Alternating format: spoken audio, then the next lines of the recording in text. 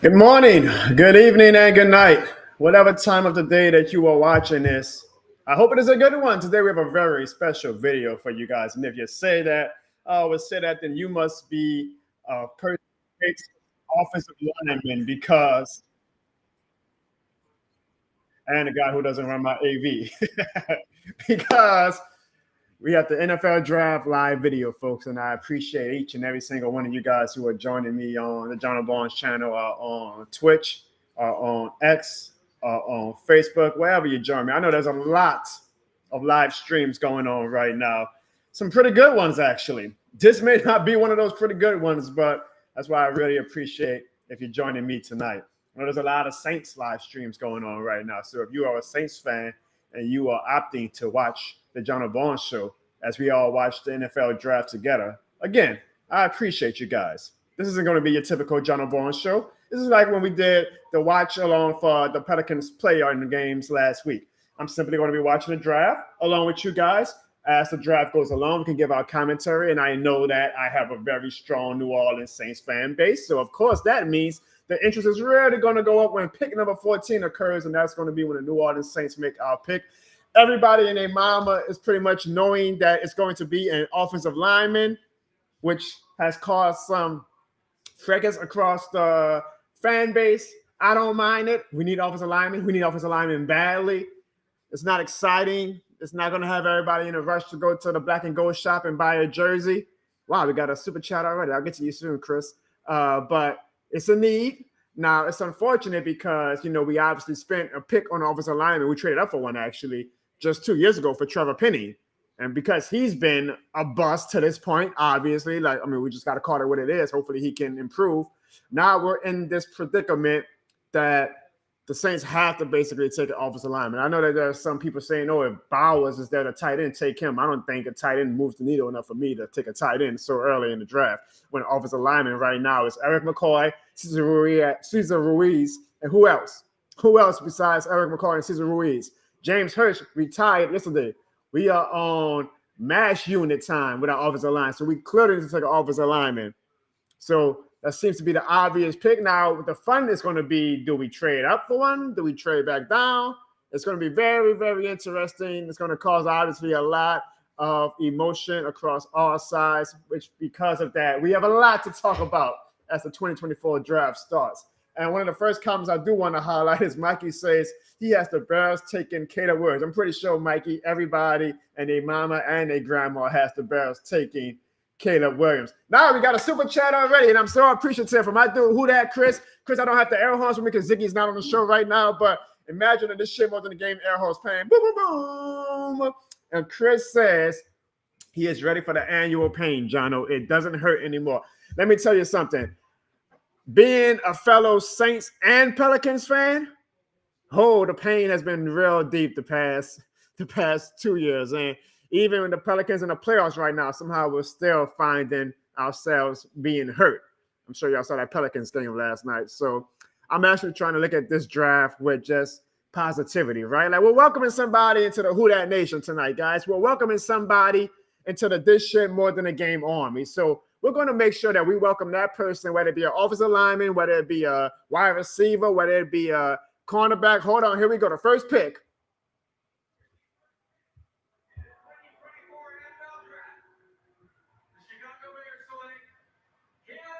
Now, that's a shock, right?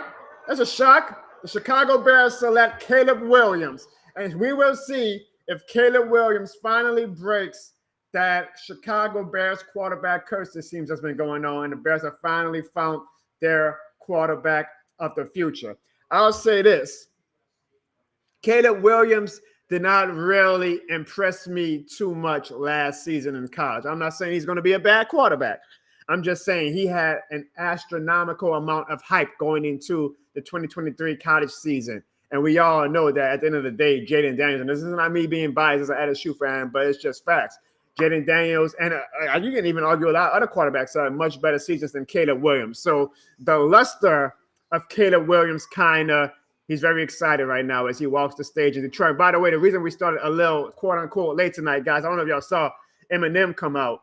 And y'all know Eminem is like my role model, my idol, the greatest, the GOAT Eminem. So I hope y'all watch Eminem introduce the start of the 2024 NFL draft because he's the greatest of all damn time. Shout out to Eminem, man. That's why I like when they do things in Detroit because whenever they do something in Detroit, you know Eminem's going to be involved because he is the king of Detroit. But Caleb Williams goes to the Bears. And let me know what y'all think. How do y'all feel about Caleb Williams' future prospects in the NFL? Do y'all think that he's going to be a savior for the Chicago Bears franchise, or do y'all think he's going to be not as good as advertised? Maybe he's going to be middle of the pack, which isn't bad. But, you know, with all the hype he has and being the #1 overall pick, there's obviously a lot of expectations. They were throwing up Patrick Mahomes' word in comparison to him just 2 years ago.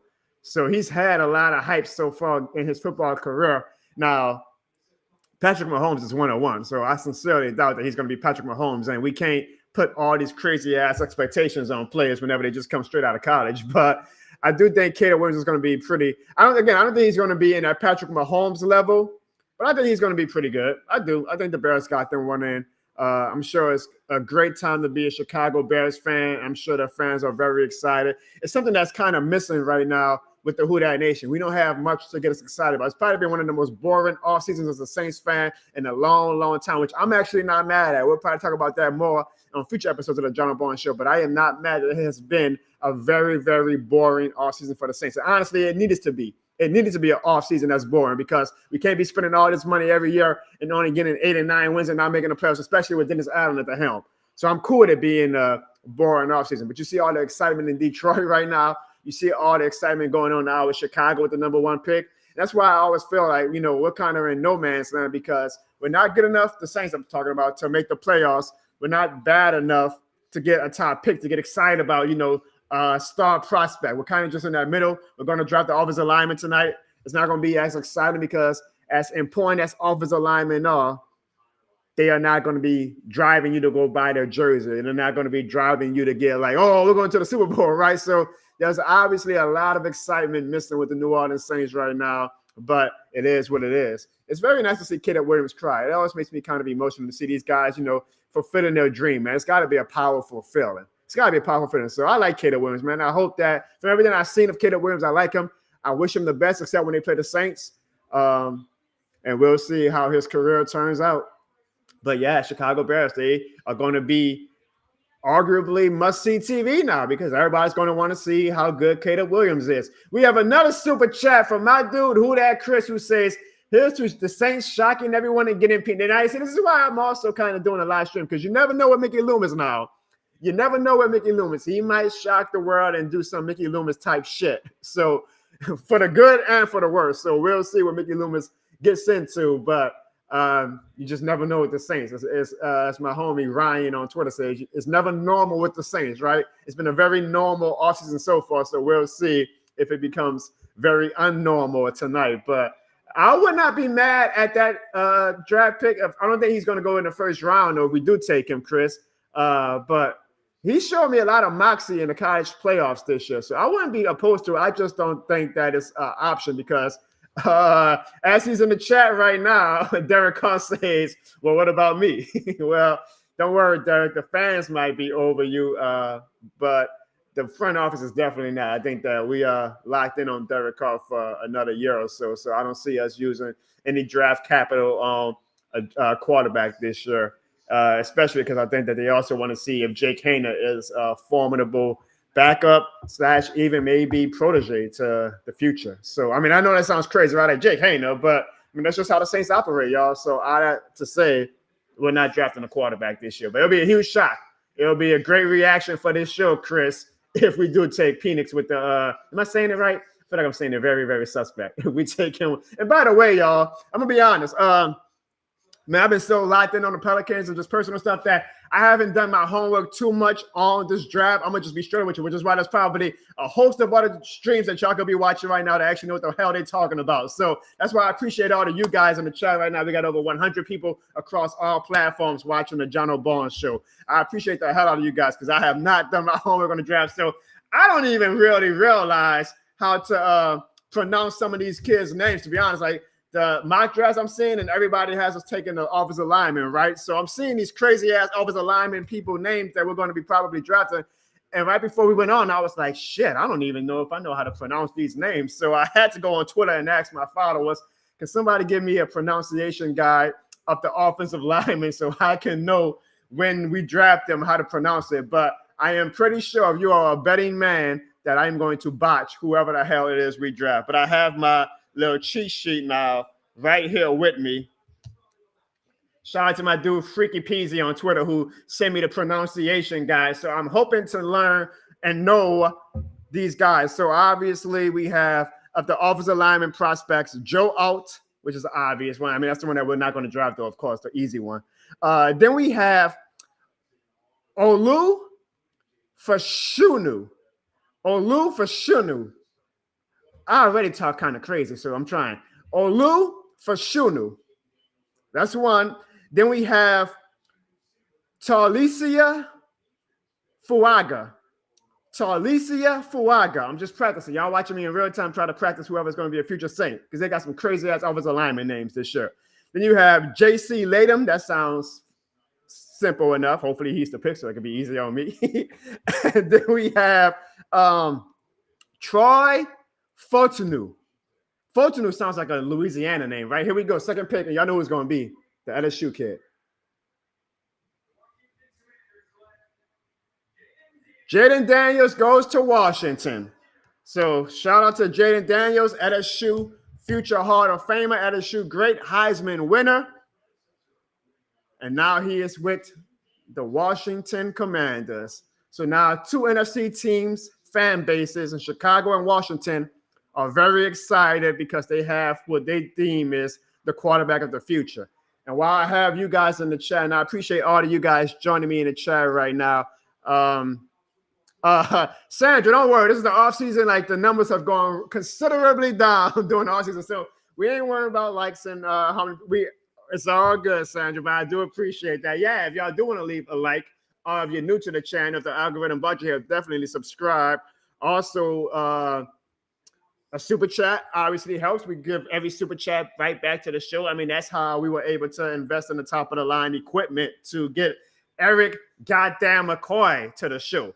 Come on, y'all, Eric McCoy. So that's why I'm not really crazy. Well, you know, I'm going to take that back because this is what Ziggy always tells me. Ziggy always says, Jono, man, we had a Saints Pro Bowl center in the house. What other stream has had a Saints Pro Bowl center in the house? And some streams might have 1,000 people watching. Some streams might have 10,000. Some streams might have 100. Some streams might have over 20,000. But how many of those streams and channels have actually had a Saints player pull up to that fan's crib and kick it with him for over 2 hours? That's what we've built so far on the Jono Bone Show. And that's because of you guys being the loyalists that you are and coming and watching my show, whether I have 15 people watching on YouTube or whether I have 15,000. I know you guys are always going to be solid day one, so I appreciate each and every one of you guys. Now, all that to say, we have over 100 people watching right now across all platforms because I have over 100 watching, and I don't know how Twitter does the numbers, but I have over 100 watching on X right now. So the numbers are good. The numbers are good, but obviously are not at the level they were before. I mean, during the season. I'm sure it's going to climb back up during the season, but it's all good. We're still continuing to build the foundation that is the Jono Bone Show, and it all starts with people like you, Sandra, people like Dana, people like Chris, people like my little cuz, Bad Juju. I don't know if he wants me to say his government name on the show. People like Gigi, man. And, of course, people like Bruce Saint with the super chat. Bruce Saint, Ziggy is not on the show right now, so he cannot do the air horns, but picture in your head. Boom, boom, boom. And Bruce Saint says, what's up, Who Dat Nation? He is proud of Jaden Daniels, man. I'm proud of Jaden Daniels, too. I'm mad that these quarterback prospects are in the NFC, but... My brother, welcome to the Shit Was in the Game studio. So my brother's annoyed because I'm going to be talking throughout the whole show. He can't watch the draft in peace. But I'm mad that these NFC quarterback prospects are now in the NFC. So, like, thankfully, they're not in the NFC South, right? So I don't have to cheer for the downfall of Caleb Williams and Jaden Daniels the way I have to cheer for Bryce Young's downfall. However, they are in the NFC. So I want them to be successful, but not too successful because my loyalty is always going to be with the Saints. And I get very jealous when an NFC team is having fun and it's not the New Orleans Saints. So Bruce saying, yes, I am very, very happy for Jaden Daniels. And I appreciate that super chat, Bruce saying, thank you very, very much. I see my dude Iromo. I'm probably botching the shit out of your name. Like I'm going to botch the Saints draft pick tonight. But one thing that he's on the Pelicans right now. This is a Saints stream tonight, but he's on the Pelicans. Erasmo, I would say this: if the Pelicans don't win Saturday, then it's over. You can get the brooms out. We're probably going to get swept. It's a must-win Saturday, and honestly, it's a must-win Monday because even if we win one game this upcoming homestand, if we go back to Oklahoma City down 3-1, it's a wrap. We're not beating Oklahoma. Oklahoma City is not losing to the Pelicans 3 straight times. There's a lot of tough conversations the New Orleans Pelicans have to have. We will talk about that on future shows. I've done a lot of Pelican streams, so I'll leave that to a future episode. But yes, my disappointment and my anger for the team is pretty high right now. I'm still proud of how they had this season, and it sucks that Zion always gets hurt during the playoffs. But we'll talk about that on a future show. Tonight, we're talking some NFL football. But Bruce saying, man, thank you for the chat. And I want to know in the chat, y'all, what do y'all think? Who is going to have a better career in your opinion? Caleb Williams or Jaden Daniels? And give me a reason why, because I feel like if people say Jaden Daniels, I'm going to assume that it's because we got that attitude homerism in us. But who do y'all have having the better career? Jaden Daniels or Caleb Williams?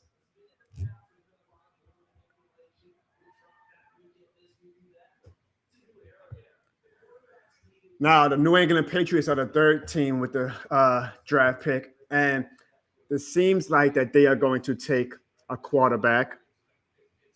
But they've been in some trade discussions as well because they hold a lot of power with that pick. So we'll see what the New England Patriots do. And I'm sure, by the way, that these picks are being spoiled on Twitter right now. So I'm trying to avoid Twitter because I want to be surprised whenever the picks are made or whenever a trade happens. And I don't want to be like, oh, well, I saw Adam Schefter tweeted about it 2 minutes ago. So I'm trying to watch the draft with you guys in real time without being spoiled. So I'm sure like Adam Schefter or somebody has already said who the Patriots are taking, but as Goodell comes to the stage right now, I am literally finding out in real time, hopefully along with you guys, who the Patriots are going to take and who's going to be their next quarterback.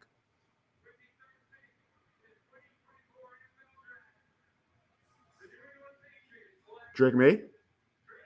Drake May. Wow. So he does not go to New York. Drake May goes to the Patriots. I would say he's the Tom Brady protege, but technically that was Mac Jones, right? And Bailey Zapp. So he's the Mac Jones protege. But Drake May. So 3 straight quarterbacks go in the first 3 picks. This is a very quarterback-friendly and heavy league. Now, just because these quarterbacks are going early does not mean that they're going to be superstars because we all remember just 3 years ago now, the 2021 quarterback draft, and we know that draft class, right? Trey Lance, where's he now? Zach Wilson, where's he now? Like, being a quarterback going early does not mean that they're going to be superstars. Sometimes it feels like teams reach for these quarterbacks because, again, it's a quarterback-heavy league, so you got to have a great quarterback to even begin thinking about contention. But that's because you go early in the draft does not mean that you're going to be a great player or even a good player. Actually, let me put up that 2021 NFL draft right now. And here are the top 6 quarterbacks in the NFL draft. So we have Trevor Lawrence, who's been pretty good. He hasn't been playing up to the hype that Trevor Lawrence got. I mean, we're calling him the greatest quarterback prospect since Peyton Manning. He's definitely not had a Peyton Manning-like career so far, but he's been pretty good. And then you had Zach Wilson. You had Trey Lance. You had Justin Fields. You had Mac Jones. Who else went in the first round? Well, that's 5, I believe. Kyle Trask, Kellen Mond, who's actually a New Orleans Saint now. He went in the 3rd round. That's Eric McCoy's college quarterback. I'm sure Eric McCoy is happy to have Kellen Mond with the Saints. Davis Mills, yeah, the 2021. And I remember all the hype the quarterbacks got for the 2021 NFL draft. And again, let me say these names again. Trevor Lawrence. Then you got Zach Wilson, bench player. Trey Lance, bench player. Justin Fields, bench player. Mac Jones, bench player. So again, just because these quarterbacks are going high, y'all, does not mean that they're going to be good. And honestly, the odds are that so far we've had 3 quarterbacks. One of these 3 is probably going to be a bench player in 2027. But I get why the teams feel like they have to shoot their shot. When you got to pick that high, you got to take a gamble on the quarterback. I just hope that these teams actually believe in the quarterbacks and they're not just picking them because, all right, well, we have a need for quarterback and this is the best one available. That's why I always feel like when fans were like, man, the Saints got to take a quarterback. The Saints got to take a quarterback. I'm like, I don't want the Saints to take a quarterback unless they fully believe in that quarterback. Like, don't take a quarterback just to take a quarterback. Take a quarterback if you believe that that quarterback can be the guy for the next decade.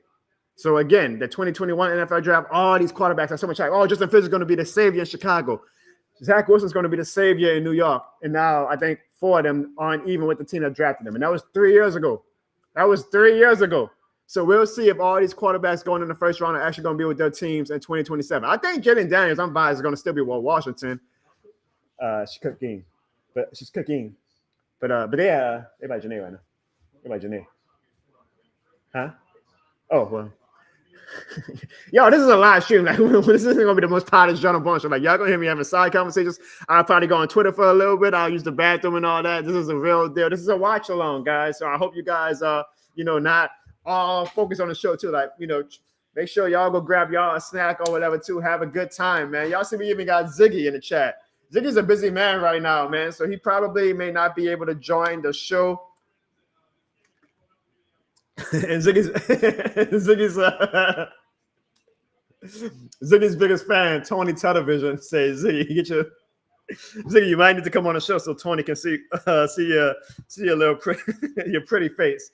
But yeah, while we would love to have Ziggy on the show tonight, Tony, my man has a lot of things going on right now, so he might come and drop a cameo when the Saints make their draft pick, but he's definitely not going to be on the show tonight. But the good news as well, guys, is that Evan and Big Sean are also not going to be on the show tonight. So you guys do not have to hear their bullshit tonight. Now, maybe next week on the Jono Bone show, you'll be able to hear their bullshit. But I'm glad, though, man. I'm seeing some familiar faces. Like I see, of course, I gave my girl Dana a shout out already. Sonya's in the chat. Like, these are some familiar names. And I get that when I do the Pelicans show, not every Saints fan is a Pelicans fan. So y'all don't have as much motivation to watch the show when it's a Pelicans themed show. Also, I know that life happens, right? Like, we all got our personal lives. It's not the most fun offseason for the Saints. And hell, this is our break for football for a lot of fans when they just want to use the springtime and the summertime to get away from football. So I get that. Again, I'm not going to have all of the familiar faces every single week on the Jono Bone show, nor would I have as many people watching the show as I have in October and November and December. So whenever you guys do come by to stop and say hi in the chat or kick it with me and the fellas on the Jono Bone show for a little bit, I always appreciate that. It makes me very happy to see some familiar. Like, I haven't seen Tony Television, who only comes on the show whenever he wants to see Ziggy, in a while, though. So I love it. I see KB. Again, some familiar names in the chat, and I appreciate you guys coming joining me on the live draft. Because that's like, again, here we go. First off, the Cardinals with the number 4 pick, they take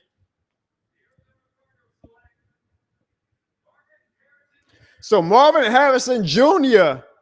goes first. Now, I'm not surprised, but Malik Neighbors at LSU is getting a lot more hype coming out the past few weeks that he might jump Marvin Harrison. So Marvin Harrison was able to keep his lead as a top receiver in the draft, and he goes number 4 to the Arizona Cardinals. Now, the question is Kyler Murray ever going to take that leap so that Marvin Harrison and him could be a great quarterback wide receiver duo, or will the Cardinals be in that quarterback field the next year or two? Because Kyler Murray's kind of had an up and down NFL career so far. But for 2024, at least, it's going to be Kyler Murray and Marvin Harrison Jr. Should be an exciting duo. What y'all think about that pick, y'all? Let me know in the chat. Biz, who I don't remember seeing too often, but he asked, will Sean Payton fix Zach Wilson or not? The answer to that question is going to be who the Broncos take in the draft tonight. Because if they take a quarterback, then I don't think that there's going to be much motivation. I mean, he's going to obviously coach up Zach Wilson, but he's not going to have as much motivation to coach up Zach Wilson as he's going to want to coach up if they take a quarterback in the first round. Now, the problem is they're so far down the draft that there may not be a quarterback for Sean Payton to draft that he really loves in the first round. So the Broncos will have a very interesting pick, and it'll be interesting to see if they make a trade up to get a quarterback that Sean Payton really wants, or if Sean Payton, by making that Zach Wilson trade, relented earlier this week that he's not going to get the quarterback that he wants. So he said, you know what? I'll take a flyer on Zach Wilson this year instead of waiting for the perfect quarterback that's not going to come to the in my draft position and slot. So we'll see, Biz, but it depends on that answer. It's going to depend on what the Broncos do with their draft pick in a little bit. But welcome to the chat. Welcome to the channel, Biz. If you are new to the channel, do not be afraid to hit that subscribe button. And I don't know if you're a Saints fan. Actually, I'm looking at your avatar. I'm going to assume you are a Broncos fan. You did ask about the Broncos. Maybe you're a fan of somebody else, but we welcome all fan base. All right, so he's a Saints fan. We welcome all fan bases to the Jono Barnes channel, but it definitely helps if you're a Saints fan. And hopefully you enjoyed. I'll tell you, I'm not going to say I'm the best Saints channel. I'm not even the Saints channel, to be honest. This is a Jono Barnes channel, but we do obviously have a lot of Saints talk in here. But I will promise you this is going to be, and I think everybody in my chat can vouch for this. You can tell because I got Derek Carr in the chat right now. This is definitely the most unique channel you will ever come across. I can promise you that. Not going to say I'm the best channel, but this is definitely the most unique channel, as Dennis Allen co-signs me, that you'll ever come and run into as a Saints fan. Welcome to the channel, Biz. We appreciate you for subscribing.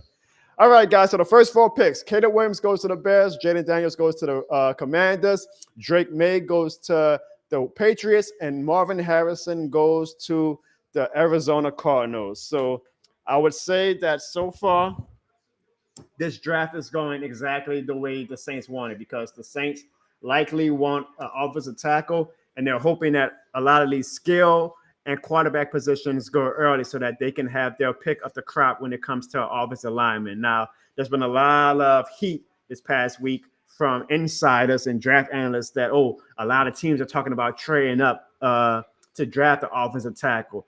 I honestly think that these teams are feeding these insiders this information because they want Mickey Loomis to panic and say, oh, shit, I got to trade up and to get the offensive lineman I want. I'm very hopeful. Y'all can let me know in the chat what y'all think. I am very hopeful that Mickey Loomis stays put at 14 instead of giving up future assets. We are not in a position as a team right now to be continuing to give up future draft picks for, a team that isn't even close to contending for a Super Bowl. So there should be an offensive tackle available at 14. I hope Mickey Loomis does not buy into all of this draft hype that has been coming out this week from the insiders saying, because it was funny. It was Daniel Jeremiah. I like Daniel Jeremiah. He's actually one of the first people I ever followed on Twitter. He was actually, I always have a funny in 2009, after the NFC Championship game, he tweeted that the Vikings were the better team. So I remember whenever I think about the day that we won the Super Bowl that night, one of the first things I did, this is when Twitter was still brand new, is I went on Twitter and I say, talk that shit now, Daniel Jeremiah. So I always got this funny type of relationship with Daniel Jeremiah. But he's real good at his job. And either way, he tweeted on Monday, I think, how is there any position that is in or any team that needs a position more than the Saints need an offensive tackle? And I was like, that's a very interesting tweet to put out the week of the draft. And then the very next day, Daniel Jeremiah tweeted out, I've been hearing a lot of talk that teams are thinking about trading up for an offensive tackle. So I'm like, okay, are these teams trying to use Daniel Jeremiah as their, I don't want to say puppet, but as their ammo to get Mickey Loomis to be like, oh shit, again, if teams are trying to trade up for offensive tackle, that means the Saints got to trade up for offensive tackle if we want to get the guy that we want. There's a lot of politics. I'm sure you guys know. We've all been watching football long enough now that goes with this draft and how these agents and how these coaches and how these GMs and how these owners use these insiders. I'm not trying to say this as a diss to Jeremiah or to Ian Rappaport or to Adam Schefter, but you got to be very conscious of what they're tweeting and the information that they're relaying during draft time, because, again, a lot of these teams now are using these insiders as their way to, maybe put some smoke to the fires or to fan the flames, I mean to say. So hopefully all that to say, Mickey Loomis did not panic when he saw the rumblings that, a lot of teams now are trying to trade up for offensive tackle. Mickey, stay patient. Do not trade any type of future assets to move up. Stay at the number 14 pick, and for the love of God, if the Philadelphia Eagles call you, do not answer. Do not answer if the Philadelphia Eagles call you. All right, guys, next up, the Chargers are on the clock. While we are on commercial from the draft, let me catch up to some of these comments. And again, I appreciate everybody who left the super chat. Sandra says she is sorry her and her sister have been absent. but there is nothing that can keep them away for too long. Oh, of course, Sandra. Again, like everybody has their personal lives and things. And again, it's a very boring Saints offseason. And I realize that the bulk of my audience is Saints fans. So I'm not expecting you guys to join my show every week, especially during the slow offseason and especially when I do stuff like the Pelicans, which may not be of the interest to every Saints fan the way it is to me and to Ziggy and to other people. I got my dude Devin in the chat, though. Again, I'm seeing a lot of familiar faces, which lets me know I'm pretty sure that come football season, we're going to have the whole, I guess I'm going to call you guys the OGs, like the day ones, the ones who've been with me from the start. And we're going to continue to grow the audience, and then we're going to get even more familiar names. But it's good to see that on a big football day, it obviously is going to bring out the regulars who just know that this shit is more than the game. And Ziggy said it best. You ain't got to apologize, Sandra. He said I'm goofy, but the main point is that he said you ain't got to apologize. Devin says it's shit more than a draft. And it is. But not for the Saints. It's a very boring regular draft. So it's definitely just a draft for the Saints this year. But in the future, we're going to have more exciting drafts. Again, not every offseason needs to be a lot of hype and bells and whistles. Shit, the past 2 years, 2022, 2023, the hype was amazing. And look how that turned out. So I'm actually very welcoming of a slow offseason for the Saints this year. I'm very welcoming. Biz says the Eagles GM rubs his hands like Birdman. I like you, Biz. Biz, you're going to be a very, very great and very, very smooth and seamless person to come to the Jono Barnes show. So that's a funny comment. Yeah, every time we do a trade with the Eagles, yeah. So I hope that if the Eagles call Mickey Loomis, he does not answer that goddamn phone.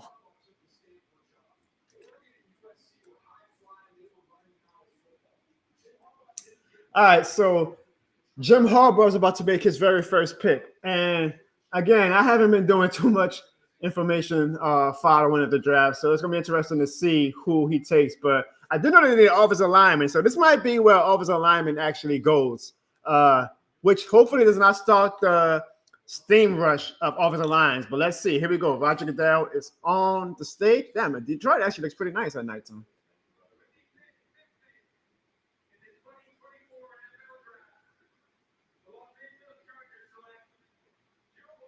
Joe out. So there we go. The first offensive lineman is taken out. This is the one that we knew that we had absolutely no shot at anyway. So, but that's one tackle off the board. There's 4 more who have been deemed worthy of being a first round pick. So we'll see if this starts the run of offensive tackles. Hopefully not, because if like the next pick is an offensive lineman, then obviously Mickey Loomis is probably going to start to panic, and we don't want Mickey Loomis to panic. We do not want Mickey Loomis to panic. But the Chargers take offensive tackle from Notre Dame, Joe Alt, which leaves the New York Giants on the clock. Now, the Giants fans were really hopeful for Drake May.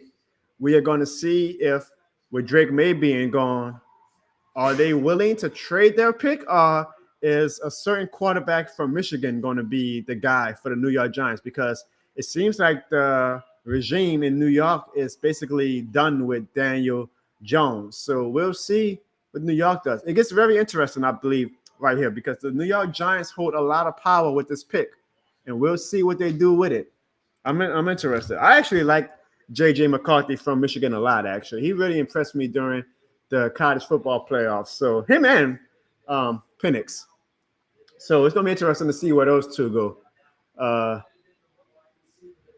Ziggy's in the chat. Ziggy, man, go do what you got to do, homie. You said you were busy tonight. You ain't busy enough to be in the chat. You can either be in the chat, Ziggy, or you can be on the show. Or you got to be on the show, you can be busy, but you can't be in the chat. I'm joking. I'm just giving Ziggy a hard time because Ziggy's giving me a hard time tonight in the chat. Let me know, by the way, I haven't asked, which is obviously the most obvious question. And that is, who do you guys want the Saints to take with the first round pick? Let me know. Now, Mr. O Universe, you say Joe Alt is gone, so no slice of cake for me. Absolutely. And I'm not eating a cake because Mr. Universe wants me to eat a piece of cake every time an offensive lineman is taken. But I'm trying to eat healthy. However, I do want to know what offensive lineman you guys want the Saints to take tonight. I'm assuming you guys want us to take an offensive lineman, or you guys have come to accept the fact that we are taking an offensive lineman. So let me know in the chat, who do you guys want us to take at offensive lineman, or who are you targeting, or who have you been watching to see if this is going to be the guy for the Saints? Give me your 2024 New Orleans Saints draft pick prediction. And again, I'm going to do my best while the New York Giants are on the clock to. This should be fun. We should name this. Can Jono get the pronunciation of these offensive linemen right? So Joe Alt is gone, and of course, he was the easiest name to actually learn. But the four other best prospects include, and God forgive me, y'all, I'm trying my best with these names. Shout out to Buddy D, huh? Rest in peace to Buddy D. I feel like I'm the next Buddy D with these pronunciations. Olu Fashunu, Talisi Fuaga, JC Latham, and Troy Fautanu. Now, the good thing is that we can only take one of these guys, so I don't have to learn all four of their names crisply going forward. But I do have to learn how to pronounce at least one of their names. And I'm trying to use this live stream in real time to learn how to pronounce their names, because one of these guys is going to be a future Saint. It's going to be a part of the future. It's a part of this shit more than the game army. So the four best prospects remaining are Olu Fashunu. I think I'm actually getting better with Olu Fashunu. It seems like, I hope he's a picking out. I feel like he's the one that's rolling off my tongue a lot easier. Olu Fashunu, Talisi Fuaga, JC Latham, and Troy Fautanu. I don't think I've destroyed it. I think that it probably ain't the best, but I'm sorry, it's the Pelicans. They distracted me from doing my draft homework this year, so I didn't get a chance to like really do. Yeah, you see Ziggy? Wait, no, Ziggy. I thought Ziggy was talking to me. Him and Devin are having a side chat. So that's why I love this community. Is that you guys feel like y'all know each other. Y'all can have side chats while I just ramble and blab away. I mean, this is probably going to be a 2-hour plus chat and live stream, y'all. So yeah, feel free to go crazy in the chats. Here we go. The Giants at the number 6 pick.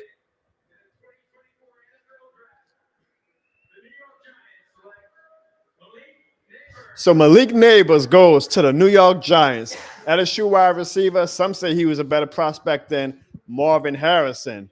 So Daniel Jones does not get his replacement. Instead, Daniel Jones gets another weapon to hopefully salvage his career and remain the quarterback for the New York Giants. As my wife makes an appearance in the chat. Hello, wife. Hope you're having a good night. Me and my wife are not together at the moment. That sounds like we got a divorce or we split. No, we're just not in the same house tonight. She's in good old Texas, and I'm in, of course, New Orleans, Louisiana. But shout out to the wifey for joining us. She's probably going to be on the chat for like maybe 5 minutes before she knocks out, because I don't know if y'all know, but 8 o'clock is our bedtime. My cuz Bad Juju says Malik and Jaden went from teammates to rivals. That's a good point. That's a good point. They're NFC East rivals now. Now, obviously, they don't play against each other, but yep, they're definitely in the same division now. So it's gonna be some good games. I mean, again, like the thing about having a bad season, guys, is that the draft is kind of like your saving grace to build up that excitement, right? Now, again, this is why I said the Saints are kind of like stuck in no man's land, because we're not bad enough to have bad seasons, but we're not good enough to be in the playoffs. So we got, I mean, literally, we're in the middle. We got the number 14 pick, and it's going to go to offensive lineman. So, like, there's no player that's going to get this fan base probably, unless we shock the world and draft a quarterback, unless we, for crazy reason, we draft a wide receiver. I'm sorry. I know wide receiver is a sexier pick, but we need offensive lineman. I really hope we do draft the offensive lineman. I know it's boring. I know that it's not going to make the fan base any more excited, but shit, it is what it is, right? I mean, hell, we all want Dennis Allen to be gone anyway, right? So why would we want to be all excited about a wide receiver if we're trying to get Dennis Allen out here? But I think Malik Neighbors is going to do incredible for the Giants offense. We'll just see if Dennis Allen. So I'm sorry, I'm looking at the damn name on the screen.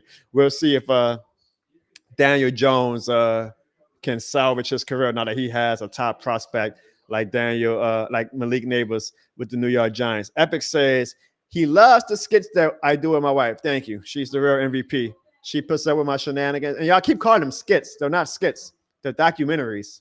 I keep telling y'all, like, she records it to present to our marriage therapist. It's not something that we record to present to you guys to get a laugh out of. I posted to give my side.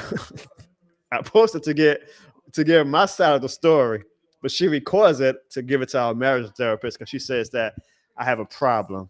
I don't know about that, but I do appreciate that you find it entertaining. At least you find my misery entertaining. She be on some other shit sometimes, man. I mean, I love her, but she be on some other shit. Sometimes I'll be like, is this shit really more than a game to you? Like, is this shit really more than a game to you? I don't know if y'all saw the last one, man. Last weekend, man, I'm getting excited for the playoffs.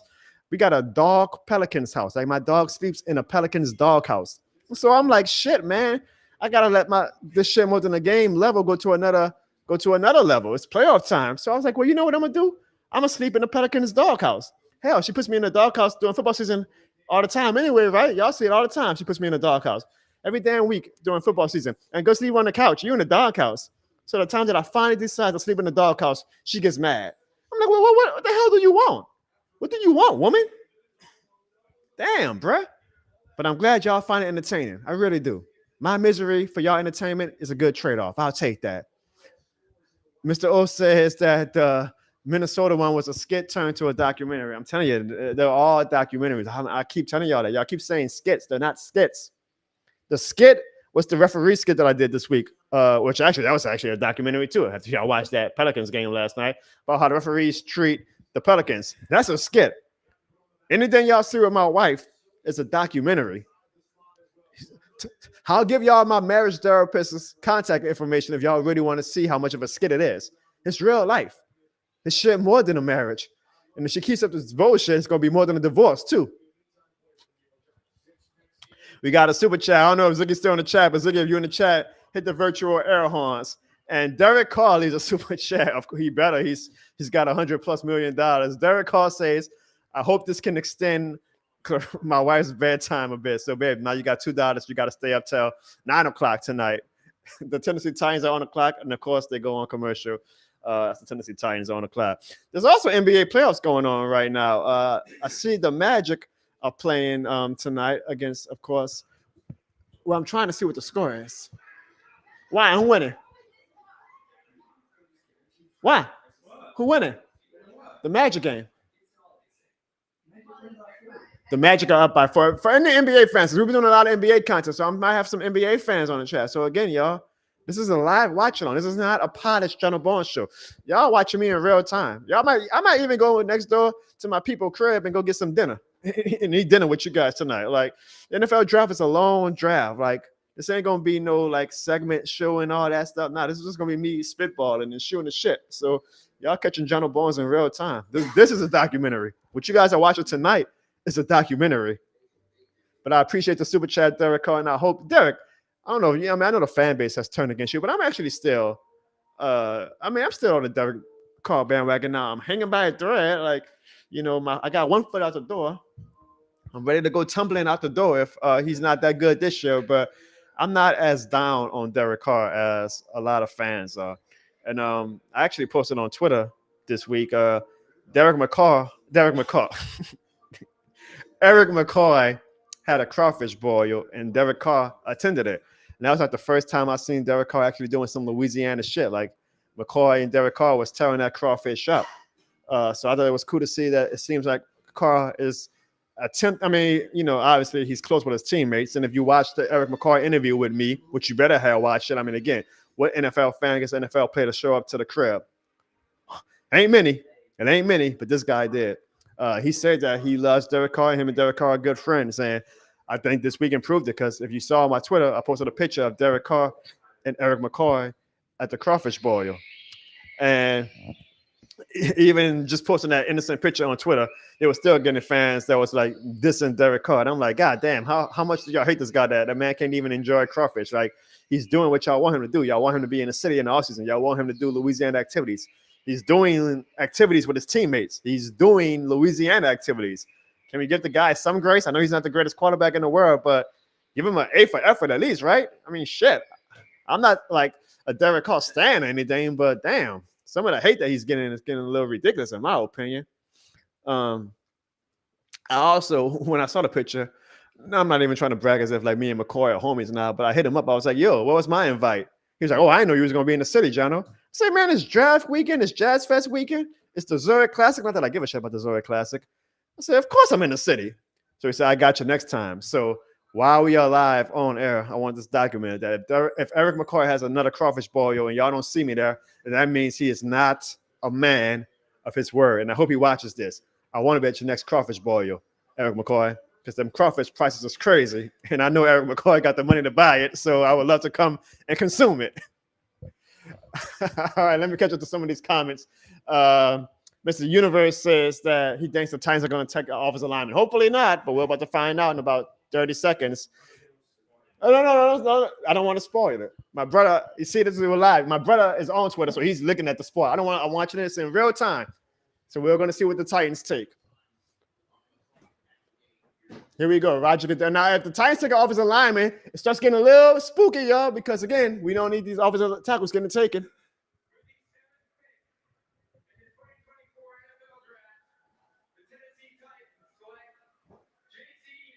Oh, all right. And it's the second easiest offensive lineman name. So if we take offensive lineman, if one's available, it's going to be one of them crazy ass names. But JC Latham goes to the Titans. So that's 2 tackles off the board, y'all. So now we start to wonder, is Mickey Loomis going to start panicking? I hope not, but that's 2 tackles off the board. I will say this. If a tackle goes or a guard goes in the next 2 picks, then I can maybe understand Mickey Loomis panicking. But let's just keep letting the draft play out and we'll see. But that's 2 tackles off the board now. So there's only 3 first-round grade worthy draft picks, according to all the experts, available left. We are on pick number 7. The Saints pick at number 14. 2 offensive linemen went in the first 7 picks. We will see if one of the 3 is available at pick 14, but 2 are off the board. That's not great news for the Saints, but it's not the worst news. Again, it's not time to panic. Now, if the next pick, which is the Falcons, I'm pretty sure the Falcons aren't necessarily in super need of a tackle. Well, you know what? I'm also glad that the Falcons didn't get a quarterback like Jalen Daniels either. Remember, everybody was getting all worried that the Falcons were going to get Jalen Daniels in the draft. But I don't think the Falcons are in the market for an offensive lineman, but we'll see. But if the Falcons take an offensive lineman, which would be typical Falcons, then might be time to get a little panicky about the Saints prospects at number 14. Mr. Universe asks, was that picture of me on bourbon due to heat and sleepiness? I'll just say this. That infamous picture of me on Bourbon Street, it was a hell of a day. It was a hell of a Mardi Gras. That's all I'll say. Like Kirsten says, it was real life. It was definitely real life. Devin has a great comment. He says he just retired 2 weeks ago from the Navy after 21 years. You know what? I don't have my soundboard with me, and Ziggy's not on the show tonight, but let's everybody give Devin, the dude, if you're in the chat, a virtual round of applause. Congratulations on your retirement, and congratulations on 21 years in the Navy, Devin, and thank you for your service. They gave him a shadow box and a flag. It was flown at the a flag that was flown at the Superdome. Plus, the Saints gave him a football signed by the whole team. Now, I have a question for you, Devin. Did you throw that football in the trash? The way you've been on the Saints the past few years, have you thrown the football in the trash, or are you actually going to keep it? And you're going to have Dennis Allen's name front and center. But congratulations, Devin. Even my wife says congratulations. Yeah, man, if y'all in the chat, you know what? Leave a this shit more than the game in the chat for Devin for 21 years in the Navy and for his retirement. Devin, thanks for your service. You know you are this shit more than the game certified. All right, so let's recap the top 7 picks. The Chicago Bears take Caleb Williams. The Washington Commanders take Jaden Daniels. The New England Patriots take Drake May. The Arizona Cardinals take Marvin Harrison. The Los Angeles Chargers take Joe Out. The New York Giants take Malik Neighbors. And the Tennessee Titans take JC Latham. So next up on the clock is the Atlanta Falcons. And going to be interesting to see. They got a lot of power at the Falcons. I would say a quarterback might be a dark horse for them if they take a quarterback. Maybe J.J. McCarthy. I mean, they are in the market for. Well, you know, they got Cousins, so maybe not a quarterback. Then who can the Falcons take? Shit, they might take an offensive lineman to be honest. Oh, defensive lineman.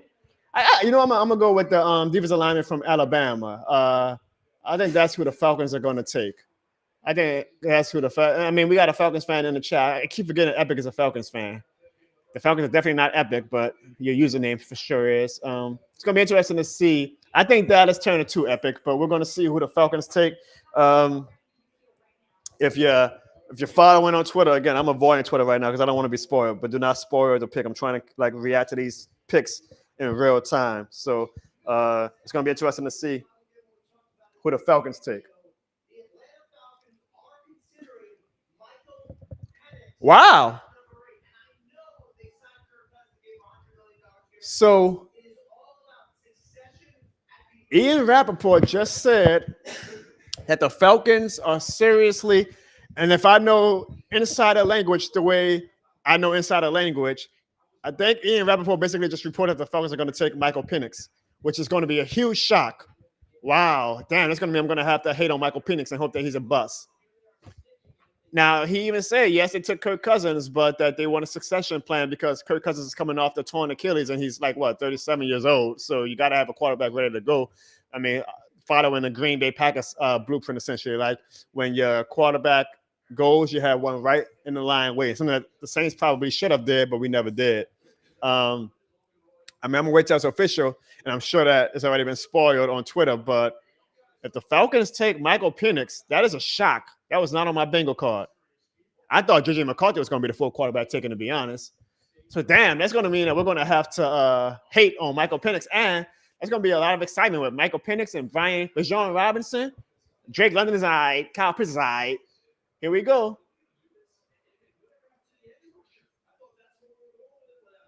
Here we go.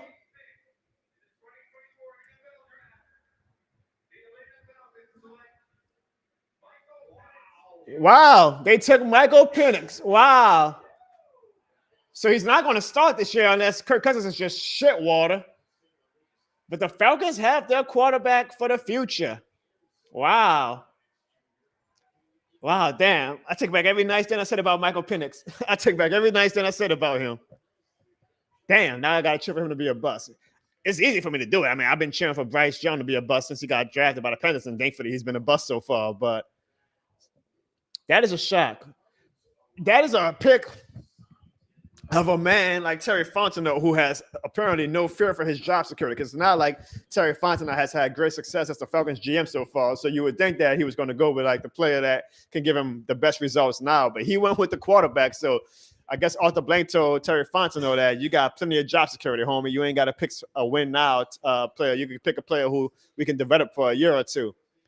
What do y'all think about that, y'all? What do y'all think about the Falcons taking Michael Penix? That is the first shock of the draft. All right, so I will go on Twitter for that while I'm live because I'm sure it's got everybody talking. I'm going to put a simple tweet. Now I have to hope. Huh? I'm good. Well, shout out to Nick Underhill for having all these sources, but that's why I'm not on Twitter live doing the draft because I don't want to get I'm trying to react in real time.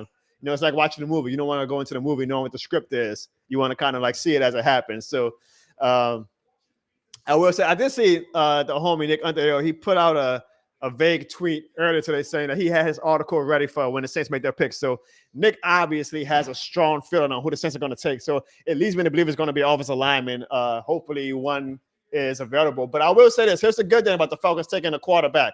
That's one less offensive lineman that's now being taken, right? Like that kind of just throws a curveball in the whole draft. So that's actually, for now, a good thing for the Saints as far as our offensive tackle dream. However, it might not be a good thing for the Saints in 2 or 3 years if Michael Penix is as good as some people think he could be. That is a shocking pick, y'all.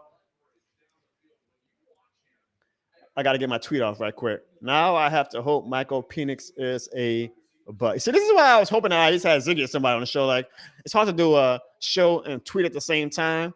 But y'all know my co-workers, Evan and Ziggy and Sean, they only come on the show when they feel like it. You know, they're too important for every episode. They say, we'll come on when we feel like it. They make their own hours. I must be the easiest boss to work for. I just let everybody make their own hours. What a shock, y'all. All right, let me catch up to some of these comments. Jordan says it's a typical Falcons move. Yeah, but Jordan, if Michael Penix is a good quarterback, then, I mean, it's not something that we got to worry about this year, but hell, who has faith in the Saints this year, right? So shit. by the time we are actually trying to maybe try to be good again with a new coach, we gotta hopefully hope that Michael Penix is a bust. Chris is disgusted. Juju is hating the move. Shout out to the Falcons. I never said that. The numbers went up when the Falcons made their pick. I guess everybody wanted to come in and get their Falcons takes in. But yeah, I mean, it's a shocking move. I don't think anybody at the Falcons taking Michael Penix. That is a shocking move. Connor from Twitter. What up, Connor? Connor says, I like Penix, but not. I just tweeted it. Now I gotta hope that he's a bust. I'm sorry. I'm not new to this hating shit. I'm true to this hating shit. If you wearing black and red, if you wearing, what the Bucks stupid ass colors are, pewter and red, if you wearing Carolina blue, I'm your biggest hater. I had no beef with Bryce Young. The Panthers got that number 1 pick. Now I don't like Bryce Young at all. I like Michael Penix up until 8:05 p.m. April 25th. So I'm sorry, Michael, but I hope you are a bust. I hope you are the biggest bust of all time. He's a Falcon now. The hate is officially on. Damn, it's a shame, too, because I actually liked him before today, but now I got to hate him. Re-Up says that Atlanta is lost with the man, come on. You ain't in the picture. You're not in the picture. He's right there. Derek Carl says that even he's going to do better than Michael. You better do better than Michael Penix next year.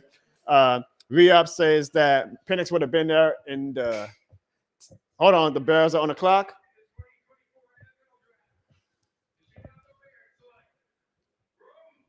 Damn, they took a tackle. Oh, wait, no, I'm sorry. That's a wide receiver. Well, you know, a lot of Saints fans were actually talking about something we should take wrong. Like we should trade up. Let me know in the chat, y'all, because maybe I'm missing something. Why do y'all feel like wide receiver is such a big deal? We got Olave, right? Isn't he like the next big thing? I thought y'all thought that A.T. Perry had a good, promising rookie season. And there's going to be wide receivers in the second round. Like there's, in my opinion, absolutely no reason for the Saints to have taken a wide receiver in the first round. I mean, I know that Olave isn't, in my opinion, like that solidified number 1 the way some fans thought he would be. I think he's good. I don't think he's great yet. Maybe he will be great, but wide receiver is not that big of a concern to me right now. Freaking offensive tackle is. And this is good, though. So we are now going to pick number 10, and 3 of the top offensive lineman prospects are still available. This is going very much in favor of the New Orleans Saints. PM says the Falcons are trash. Huey Freeman says, I used to like Michael Penix, but now he hates him, just like me. KB says it's a future pick. He gets at least a year to develop. Jerry says, we ain't scared. Penix is going to get destroyed by the New Orleans Saints. Sonia says that Penix reminds him of the Michael Vick. I don't know about that, Sonia. He's Michael Vick was 101, but hopefully he's not Michael Vick. Bad Juju actually says instead of offensive tackle, he wants defensive end. Now, we do need defensive lineman help. Absolutely. I agree with you with that. And I am shocked, actually, now, I'm probably jinxing it, that Dallas Turner is still available. If by miracle Dallas Turner is still available at the number 14 pick, I would actually take Dallas Turner over any of the offensive linemen, but we'll see. I'm pretty sure that he's going to get taken before number 14. But we'll see. We'll see. Now, this actually might be working out in Sean Payton's favor because there was some rumblings that he really liked J.J. McCarthy out of Michigan. And so far, he has not been taken. And there's only 2 teams left, which is the Jets, who have Aaron Rodgers, but maybe they do want a future quarterback. We got a trade. The Vikings. And you know what? Speaking of the devil, I promise you guys I'm not spoiled. I guarantee you the Vikings are traded up just now so that they could get J.J. McCarthy. That's so obvious.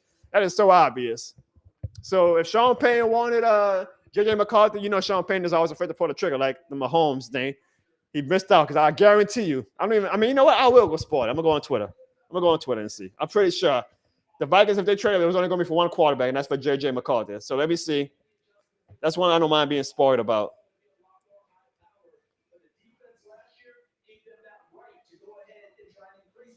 It's hard, y'all, trying to do a show and catch up on Twitter at the same time.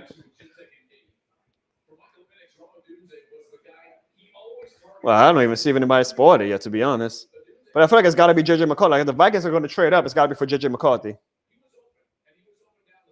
All right, yep. So, yeah, that's one I don't mind being spoiled. The Vikings are going to take J.J. McCarthy with the number 10 pick. That seemed like everybody knew that was coming even before tonight. And the Vikings saw their person, and they got their person. Good news for the Saints. There's definitely going to be an offensive lineman now.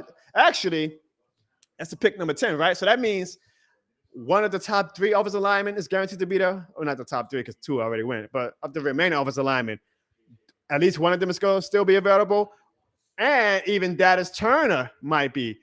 I don't think so. Let's see. The Vikings went to number 10. So now it's the Vikings. Well, now it's the Jets at number 11, I'm assuming. The Broncos, the Jets go to number 11 now. Wow. So the Vikings literally just moved up. So I wonder what the Jets told the Vikings. That's always interesting to me because the Jets technically don't need a quarterback like talking about it. So I'm assuming the Jets told the Vikings, hey, if you guys don't move up, we're going to let the Broncos take our spot. I can't wait to find out the behind the scenes of all that. But the Jets, the Jets, the Broncos, and the Raiders. I mean, I guess every team always needs a defensive lineman, but there's a good shot that Dallas Turner could possibly be available for the Saints at number 14. And then that makes a very interesting choice because do you go with the offensive tackle or do you go with the premier pass rusher in this draft? It's getting a little exciting. Who would have thought the draft was going to be exciting? It's getting a little exciting. It's getting very exciting. The numbers are starting to slowly go up, y'all, because I know everybody knows the Saints are slowly getting on the clock. So what I'm going to for sure do is I'm not going to let anybody spoil this pick for me when the Saints are on the clock. I want to see it in real time with you guys. I hope you guys don't go on Twitter. I want to see what the Saints do in real time. But we are 4 picks away. We are 4 picks away. The Vikings are on the clock, but we know it's going to be JJ McCarthy. And the big news so far, the biggest shocking move is that Michael Penix is going to Penix. I got to learn to say his name. Is going to the Atlanta Falcons. Wow. I still need time to process that one. Like, because again, y'all, I'm going to be honest. Before tonight, I was like, damn, I actually like this Michael Penix kid a lot. Maybe if he's available in the second round, we should get him. But now that he's a Falcon, I'm like, I got to hope he's a bust. I'm sure the Falcons fans are excited. I'm sure. I mean, I know, again, y'all, this is typical of this shit more than the game energy, right? Like, we are, like, automatically now, like, oh, Penix ain't going to be all that. I mean, if the Falcons strike hot on that pick, if he's good, if Huey, if you think I butchered that name bad, wait till you see if we take one of these offensive linemen, how bad I butcher one of their names. But, yeah, Devin says, all right, screw the name. He's a Falcon now. He's irrelevant. It's interesting. The Falcons got a core now. They got an offensive core. They got Michael. I'm just calling him Michael. They got Michael. They got Bajon. They got Kyle Pitts. And they got Drake London. Now, I don't think Drake London is all that special, but they got some young talent on that offensive squad. Their fans are probably really excited. I'm missing out on a lot of text right now. I'm gonna be honest. My wife says it sounds like I'm saying Michael Penis. I gotta learn how to say his name. I know. Thank God Ziggy and Evan ain't on the show tonight because they would have been killing me tonight. Wow. Michael Penix. Wait, you know what? So can somebody tell me the proper way to pronounce this dude's name in the chat? Is it Penix? Is it Penix? I know it's not Penix. It's Penix, right? Welcome to the Jono Bones Show, y'all. I'm telling you, you could go on some Saints stream right now, and they're probably talking about the X's and O's and shit. But there's only one. There's only one show like this one. Mm-hmm. So Michael Penix, as I just was been confirmed, is now an Atlanta Falcon. Penix. I got it. Thank you guys. Thank you, Clarissa. Yes, he was trying to make me say Penix. No, it's Penix. Michael Penix is an Atlanta Falcon, and hopefully he's never even that good that we even have to worry about saying his name for the next decade. But you know what? Because he is an Atlanta Falcon, screw it. I'm going to call him Michael Penix, okay? I'm going to call him Michael Penis because you got to be a dick to play for the Atlanta Falcons. All right, y'all. So the Minnesota Vikings are on the clock. They traded for the number 10 pick. It's going to be JJ McCarthy, and then it gets real interesting. These next 3 teams, the Saints are either going to have their choice of a top offensive prospect at tackle, or they're going to have Dallas Turner. I'm telling you, man, I like Dallas Turner, but I thought Dallas Turner was going to go top 10. So if Dallas Turner continues to fall, I don't know, y'all. Now, I get it. If you drop Dallas Turner, shit, our offensive line is going to look horrible for the 2024 season. So it's like, what do you feel is a bigger need? Getting to the quarterback or protecting the quarterback? But I feel like a defensive end is invaluable. And Cam Jordan is always good in my book, but he obviously is starting to show his age. Carl Granderson was like the only defensive lineman last year that was actually generating pressure. So defensive line is a huge need for the Saints. And if Dallas Turner is available, then I'm surprised as a Falcon fan you were even subscribed in the first place, Epic. If that turn is available, you might have to make that sacrificial lamb pick and say, sorry, Derek Carr, but you're going to have to get offensive line help on Friday because we got to go this defensive tackle. The Vikings are now on they got looks like some Make-A-Wish type thing probably or something. But I'm pretty sure, yeah, we already know it's JJ McCarthy. Huey, thank you. That's a good compliment. Huey says that he didn't think he would enjoy the draft this year, but this live streaming. And honestly, this is like a very last minute put together live stream. We actually usually do way better live streams, but all three of my co-hosts flaked on me tonight. I barely got my microphone to work. I forgot to bring some equipment with me. My light. It took me like 45 minutes to get this goddamn. Like, this was a very put together by duct tape live stream tonight. So that you are still finding this funny, I appreciate that. When I actually like take time and actually very delicate with my live streams, the show is even 10 times better than what you guys are getting tonight. So now you guys are just kind of watching me watch this shit on the fly. Like, think of it as if I was in your crib. Like, don't think of it as camera is on me.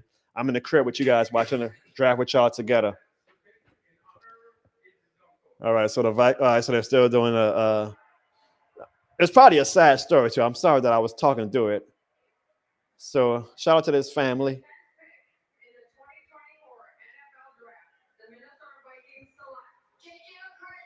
JJ McCarthy. I like JJ McCarthy, y'all. Something about the way he played in college, man. I was like, this kid has some moxie to him that I like. So I'm gonna be honest. I actually think that he's gonna do very successful with Minnesota. I do. I think Minnesota got them one. So I mean, shit. That's what 5 teams now with quarterbacks, right? 5 quarterbacks in the first 10 picks. Oh, wow, what a quarterback-friendly league this is. All right, so here's our question, you guys, while we wait for the Saints on the clock. Who do you have, or who do you think is going to have the best career between Caleb Williams, Jaden Daniels, Drake May, Michael Penix, and JJ McCarthy? I don't think Kirk is going to. I think Michael Penix is going to be, honestly. If you take Michael Penix now, I mean, unless they are really, you're not on the camera, unless they are really, really, and maybe they are patient like the Packers. I mean, the Packers waited, 2 or 3 years for Rodgers and 3 years for Love. Maybe they are patient. That's a benefit to us, I guess. I mean, fucking Dennis Allen is our head coach, so how much of a benefit is it? I don't know. But who do you think is going to be the best prospect? Not the best prospect. We know what the prospect is. Who's going to have the better career? Let me know in the chat. Between Caleb Williams, Jaden Daniels, Drake May, Michael Penix, and JJ McCarthy. I'm assuming that is the end of the quarterbacks in the first round, unless Bo Nix goes in the first round, which, shit, the way this draft is going, Bo Nix probably is going to be a first-round pick too. But of the top 5 picks right now, who do you think is going to have the better career? Actually, let me see if I could. But they only give me 4 options. I'm going to still make the poll. Give me 1 second. See, this is why I usually will have I will have Ziggy talk while I do some behind-the-scenes stuff. But Ziggy kind of put me in the dark tonight. Now I'm giving Ziggy a hard time. It's not like I paid Ziggy to be my producer, so I give Ziggy all the love in the world for even giving me sacrificing his time to do it. So they only give me 4 options, and I'm not going to include Jaden Daniels in this poll because I feel like we are going to pick Jaden Daniels if he was an option. But who will have the best career?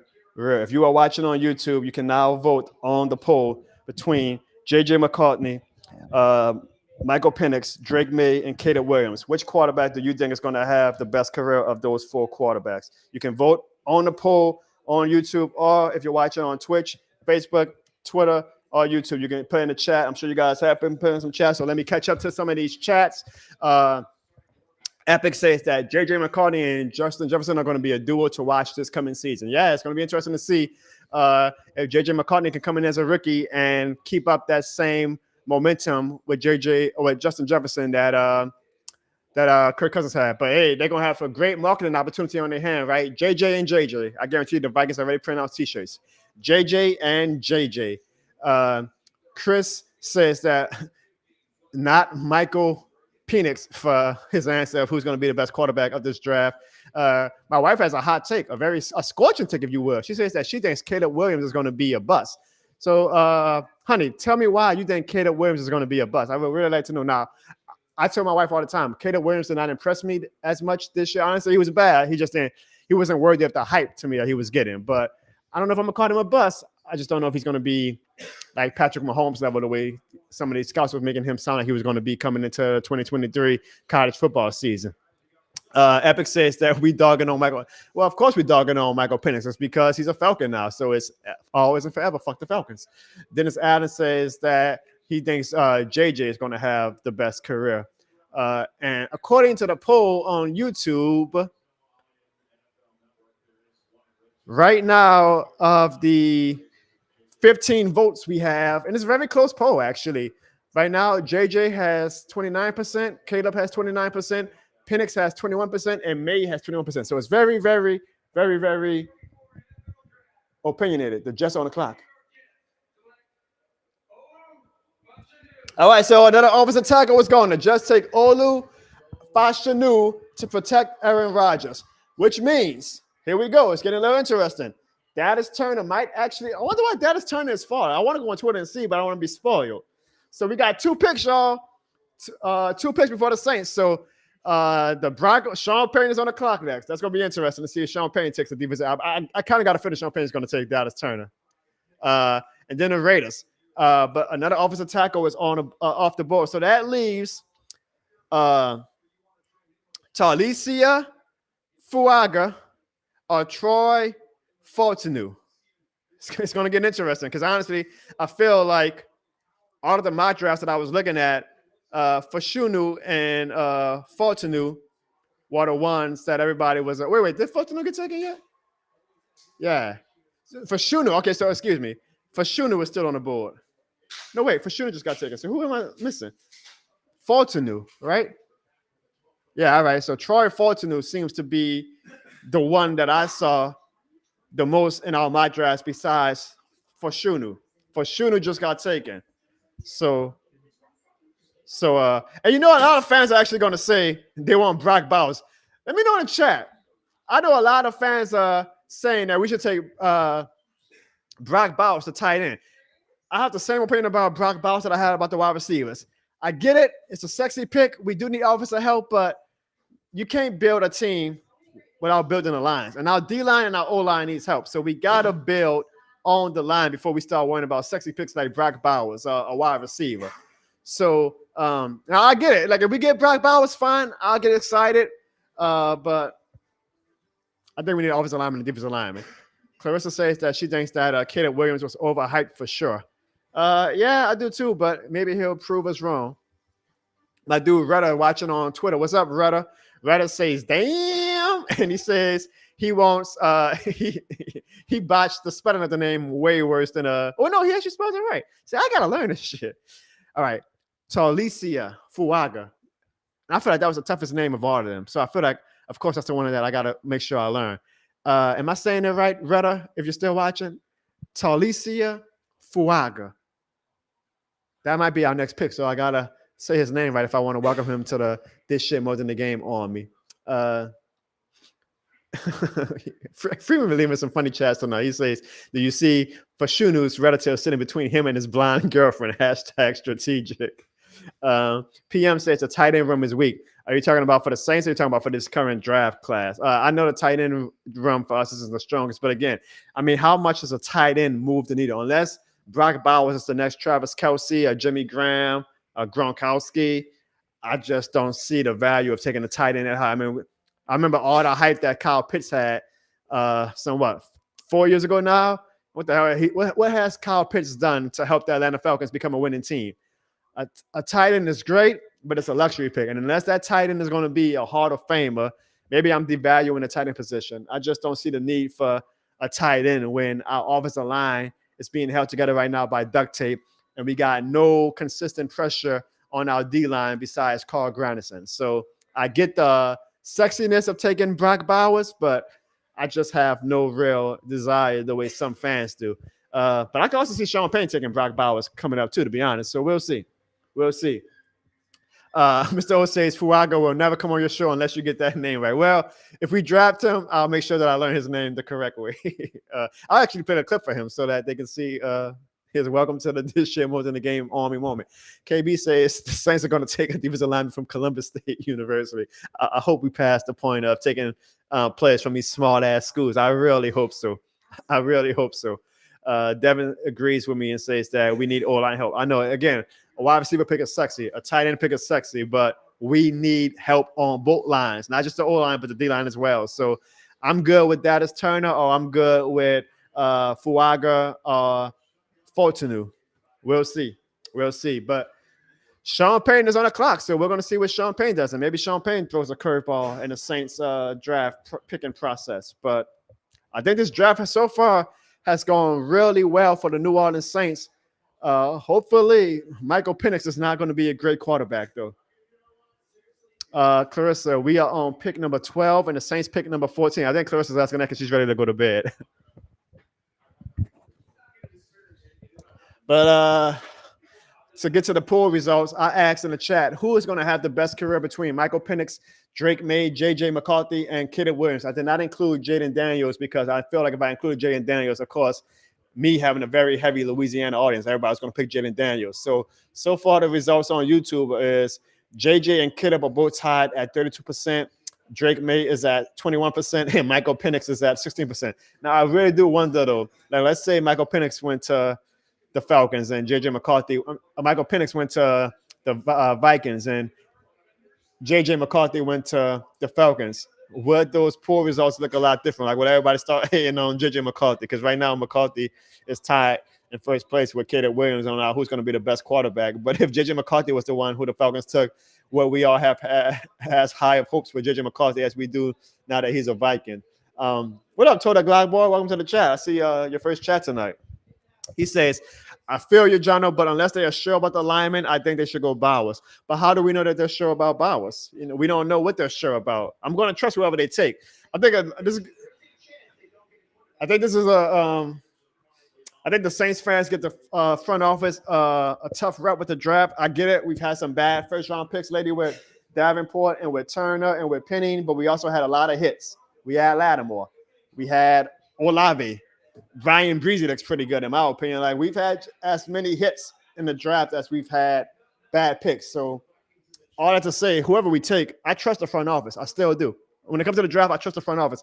There actually was a report that came out where they drafted the team's drafts of the past 10 years, and the Saints ranked like number 8, I believe, of all teams for the past decade in drafting. So imagine that, Saints fans. Like, that pretty much shows you that we're not that bad at drafting the way you think we are. But obviously, when we miss on somebody like we've missed so far with Turner or with Davenport, we harp on that more than we harp on having Olave. The Broncos are on the clock. Wow. Bo Nix. Damn, 6 quarterbacks. Shit. Wow. All right, y'all. So it works out for the Saints because we're going to get an offensive lineman unless the Raiders take Dallas Turner. We got between Dallas Turner, Brock Bowers, two of the offensive linemen. So it's getting fun. It's getting fun. But I am shocked by that. I did not think that Sean Payton was that high on Bo Nix. Essentially, Bo Nix has to hit for Sean Payton. Like, for this Sean Payton era in Denver to work out, Bo Nix better be worth the hype. And he is essentially who Sean Payton is saying is going to be my Drew Brees in Denver. Wow. So somebody asked me earlier in the chat, do I think Sean Payton is going to fix Zach Wilson? Sean Payton is going to put all of his time in making sure that Bo Nix is the guy. What a pick. Wow. Wow. Damn, y'all. 6 quarterbacks in the first round. That's crazy. That's crazy. 6 quarterbacks, y'all. So now I guess we got to add Bo Nix to the question. Who's going to be the best quarterback? Bo Nix, in my opinion, is the best quarterback coach with Sean Payton. I mean, Sean Payton is a quarterback whisperer to me. Damn, 6 quarterbacks. And this is what Adam Schefter tweeted. Sean Payton wanted and intended. Oh, that's just like a dagger in the Saints fans' hall. Adam Schefter says that Sean Payton wanted and intended to draft Patrick Mahomes in the 2017 draft. Can y'all imagine? That's probably one of the biggest what-ifs in sports right now. If we ever got Patrick Mahomes. Because one, short term, it would have made Drew Brees retire. a lot earlier, or honestly, it would have made Drew Brees go to another team. Would y'all be able to stomach seeing Drew Brees not in the black and gold? But the trade-off would have been us having Patrick Mahomes. Like, what if that is, right? Like, if we draft Patrick Mahomes, does Drew Brees stay for the 2018 crazy ass year we had in 2018? Or do we say after 2017, hey, Drew, thanks for the memories. It's Patrick Mahomes' time now? How many Super Bowls do we have if Patrick Mahomes is a New Orleans Saints? Michael Thomas is probably still a New Orleans Saint if Patrick Mahomes is there. That's probably one of the biggest what ifs. Does Drew Brees retire? Does Drew Brees say, I'm going to go play for another team. I got about 2 or 3 more good years in me. And he did have 2 or 3 good more years in him. It's one of the biggest what ifs. I always think about that what if scenario a lot. It's kind of like probably what the Dolphins do when they think about if Nick Saban would have said, you know what, I don't care about the doctor. We want Drew Brees. It's a huge what if. Punk Star says we could have had Pat. I'm pretty sure. I'm thinking Punk Star is being sarcastic. It's like one of the biggest. Sean Payton tells a story like 20 times a year about how he was going to draft Patrick Mahomes before the Chiefs traded up. But anyways, I got off on a tangent. Adam Schefter tweeted, Sean Payton wanted and intended to draft Patrick Mahomes in 2017 when he had the 11th overall pick. He was ready to turn in the car, but before he could, the Chiefs traded up to the Bills spot at number 10. Screw you, Buffalo, and took Mahomes one spot before the Saints could get Patrick Mahomes.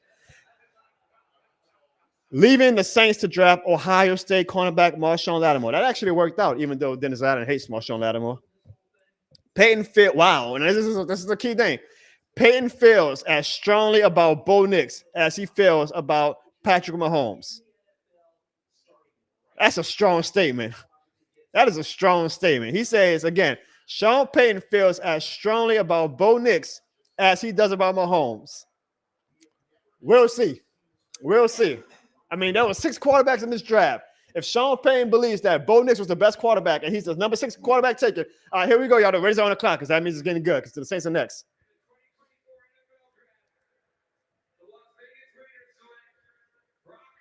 So the Raiders select Brad Bowers. So here we go. Now, this is getting interesting to me.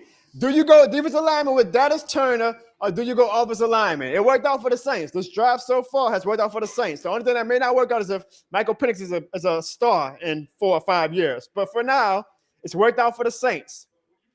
So, I love the draft. There's so much to talk about. Like, damn, I did not expect Sean Payton to take Bo Nix. I did not expect Sean Payton to apparently love Bo Nix the way Adam Schefter is saying Sean Payton loves him some Bo Nix.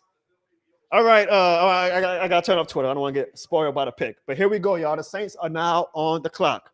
So we're about to react to this in real time. If you are on Twitter and somebody spoiled the pick for you, please don't put it in the chat. I want to see in real time who the Saints take. We're probably going to be another solid 10 minutes before we pick, but we're on the clock.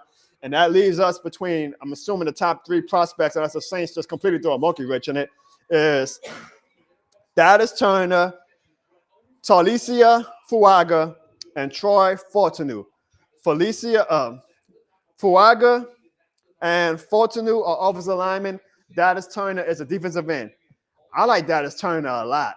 I'm going to be honest, y'all. And again, I know I haven't done the most draft research, so don't take my word to the bank. But I think I would take Dallas Turner. I really do. I know that offensive line is a huge hole right now, but I think I would take Dallas Turner. But let me know in the chat, y'all. Let me know in the chat. Who would you take? Don't tell me who the Saints are going to take. If you get spoiled, tell me who would you take? Would you take Dallas Turner, the defensive end, or would you take offensive lineman? Let me know in the chat. We are on the clock. The Saints logo is front and center on that screen. Of course, every year, I swear to God, every year they go to commercial when the Saints are on the clock, which is fine. But every year they go to commercial. Every year they go to commercial during the Saints pick. Every year. It's like clockwork. All right, y'all, and the numbers are going up because obviously everybody's on now. Everybody wants to see who the Saints take. It's about to be good, y'all. Y'all are seeing my genuine reaction, and I want y'all genuine reaction in the chat. I was hoping, let me see if maybe Ziggy could join right quick for this at least. Come on for the Saints pick at least. I'm trying to get Ziggy to join y'all just for the Saints pick at least. I don't need Ziggy for the whole night, but it would be nice if we could get Ziggy on for the Saints pick. I'm excited, y'all. I didn't think that this would be an exciting draft. Like, I didn't think Dallas Turner would be available. I'm not gonna be mad if we don't take Dallas Turner. I'm not trying to trust me, y'all. I'm not gonna rant if we don't take Dallas Turner. But I really thought Dallas Turner was going top 10. I want Dallas Turner. That's who I want. You gotta get to the quarterback. Dennis Allen is a defensive head coach. Hey, Dennis Allen, you in the chat right now. Who are we going to take, Dennis Allen? I'm assuming as a defensive head coach, that means you want a pass rusher, right? I don't know, y'all. It's getting good. This is good. This worked out for the Saints. Mr. O says, how about a trade? I wouldn't be mad if we traded. I kid you not. I would not be mad. Like if Mickey Loomis says, oh, the guy that we really want is probably not going to be available in the 20s. I do not mind trading back and getting more assets for the Saints. I really do not mind. We got a lot on our plate now. This is good. I can't wait to see. Now, I want Dallas Turner. I see people in the chat saying Dallas Turner. Mr. O says he wants to trade down. I would not mind trading down for some picks. I really would not mind. But I think I want Dallas. No, and I ain't talking Cowboys either. I want Dallas Turner. This is good, y'all.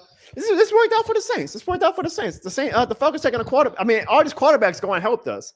And again, y'all remember 2021 draft, right? Like Trey Lance, Zach Wilson, Mac Jones. All of these guys aren't even on the team that drafted them anymore. So we'll see if these players stay with their teams.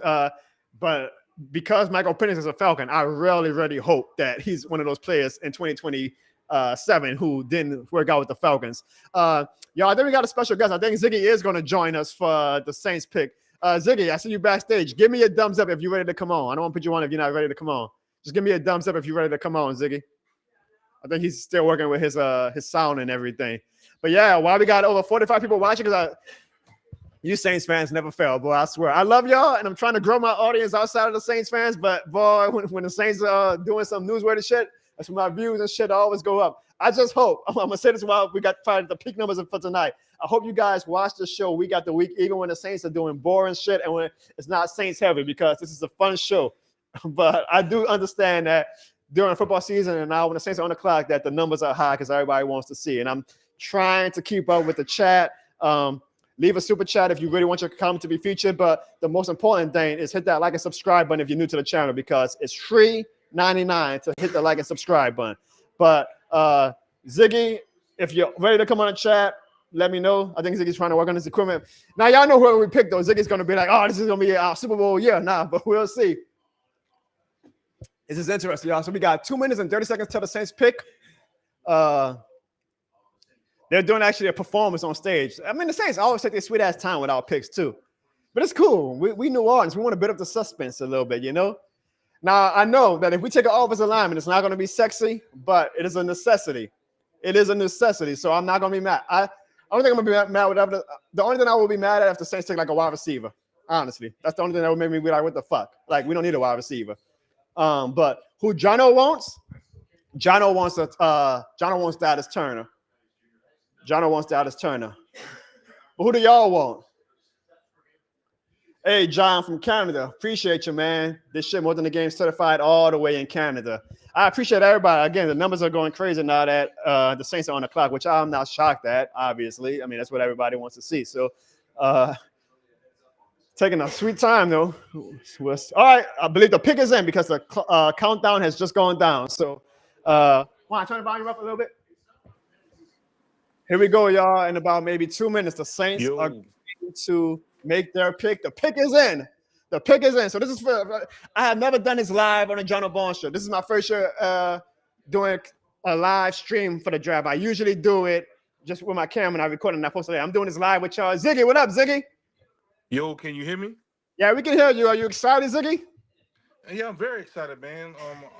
You know, especially after the talk we had with Eric McCoy, I'm just very excited to see what we add to the lineup, man. How y'all doing? So Ziggy, do you want an offensive lineman, or do you think we should get the Dallas Turner, the pass rusher from Alabama? I think we need to do something with as long as it's dealing with the line of scrimmage, I'm cool. Defensive line or offensive line. I agree, because what me and you always say, Ziggy, what we try telling them? Game's the one at the line of scrimmage, bro. All right, so Ian Rappaport is doing the report. I'm trying to watch you. I'm sorry. Nah, you good, dog. So he's mentioning Ryan Ramczyk, Ziggy. So it makes me think we're about to take a tackle, which is fine. I'm cool with a tackle too. Yeah, we need to get our boy Eric McCoy all the support he can get. You know what I'm saying? Hell yeah, I'm gonna have to hit up McCoy if we do take a tackle and say, hey, you got some help. I kind of hate that they do the Ian Rappaport because Ian Rappaport doesn't spoil it, but he kind of spoils it by, he does like the wink wink gun. He's like, oh, the Saints might be getting a tackle because Ramchek, but he's not saying who he's going to take, but he's like saying it. God damn, how long does it take for the Saints to turn the envelope in, Ziggy? They said the pick is in for the past 4 minutes. Yo, what up? What up, Huey? What up, Ziggy, Huey we got Freeman Ziggy, we from the got 350 Boondocks? plus people watching. Ziggy, everybody started tuning in when we our pick came in. So we all gonna react to this together, Ziggy. What up, Sandra? Now, Ziggy, I'm gonna be honest. Though, unless Dallas Turner has some medical concerns, that's why he's falling. I still think I would prefer to build the D line over anything, but I do know the importance of the O line, so I'm good with either one. Here we go, Ziggy. Here we go, y'all. 14 overall pick, the Saints. Roger Goodell, the devil himself, is on the stage. He heads to the podium, and here we go. This man said the devil himself. Dude, stupid.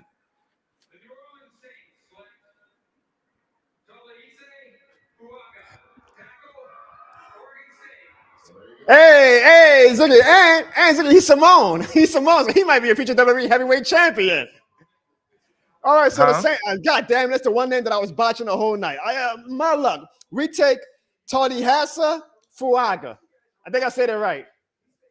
They say he's powerful. He's nasty. He's got balance. Toliasa Fuaga. Ziggy, that's our pick. I'm cool with that. You know what I'm saying? Just like we talked about. I think it was a little bit of foreshadowing. We had Eric McCall on the show. We talked Hey, about strengthening up that line of scrimmage. Once again, with the new offensive coordinator that I've been harping about, they're gonna they're gonna focus on that run game. They're gonna focus on pace. And you can't have that on the offense without a solid offensive line. So I think this is a good pick. all right. And Ziggy, you make Ziggy. No, usually I give you a hard time, like, oh, you just being an optimist. No, I agree with Ziggy. Everything you said, and I want to see what everybody says in the chat. Do y'all like the pick? Devin says he likes the pick. Chris says, and we got a tackle. Punk Star says, I'm not mad.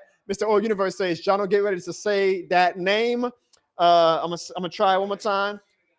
Toliasa Fuaga. I'm gonna keep practicing. Ziggy, Toliasa Fuaga. Toliasa Fuaga. So looking Toliasa. at the stats of this young man, he is 6'6", Ooh, 324 ooh, pounds from ooh. And Washington, and he's from Ziggy, Oregon State. Ziggy, you're missing the most important thing. He's Simone. He's a part of the bloodline, bro. He's a future WWE heavyweight champion. Throw your ones up, man. We got, Bloodline. bro, if y'all are WWE fans, y'all know them Simones don't play, bro.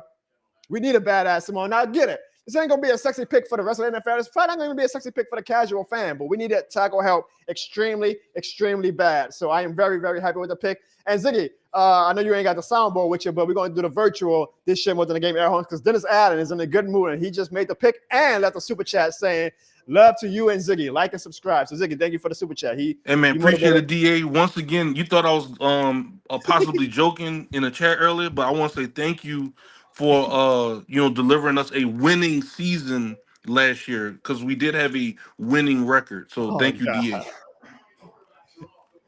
So Man, we got so DA. But look, bro, during the draft, DA's giving us super chats, bro. Come on now.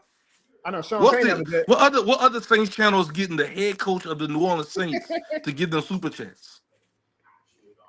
Hold on a second. I'm just trying to update the ticker at the bottom. Ziggy, by the What way, they how do you call him? feel? Ziggy, PM how you said PM said Taliesin Uso. I like that. Maybe he's Come on, gonna come in. KB, bro. Maybe Toddy Hassa is gonna come in and put Solo Sokoa in his place, huh? The bloodline. Let me make sure I'm spelling it right. All right, so there we go. I looked at the ticker for Saints fans. The Saints select. Wait, is it Toddy Hassa or is it Toddy Hassa?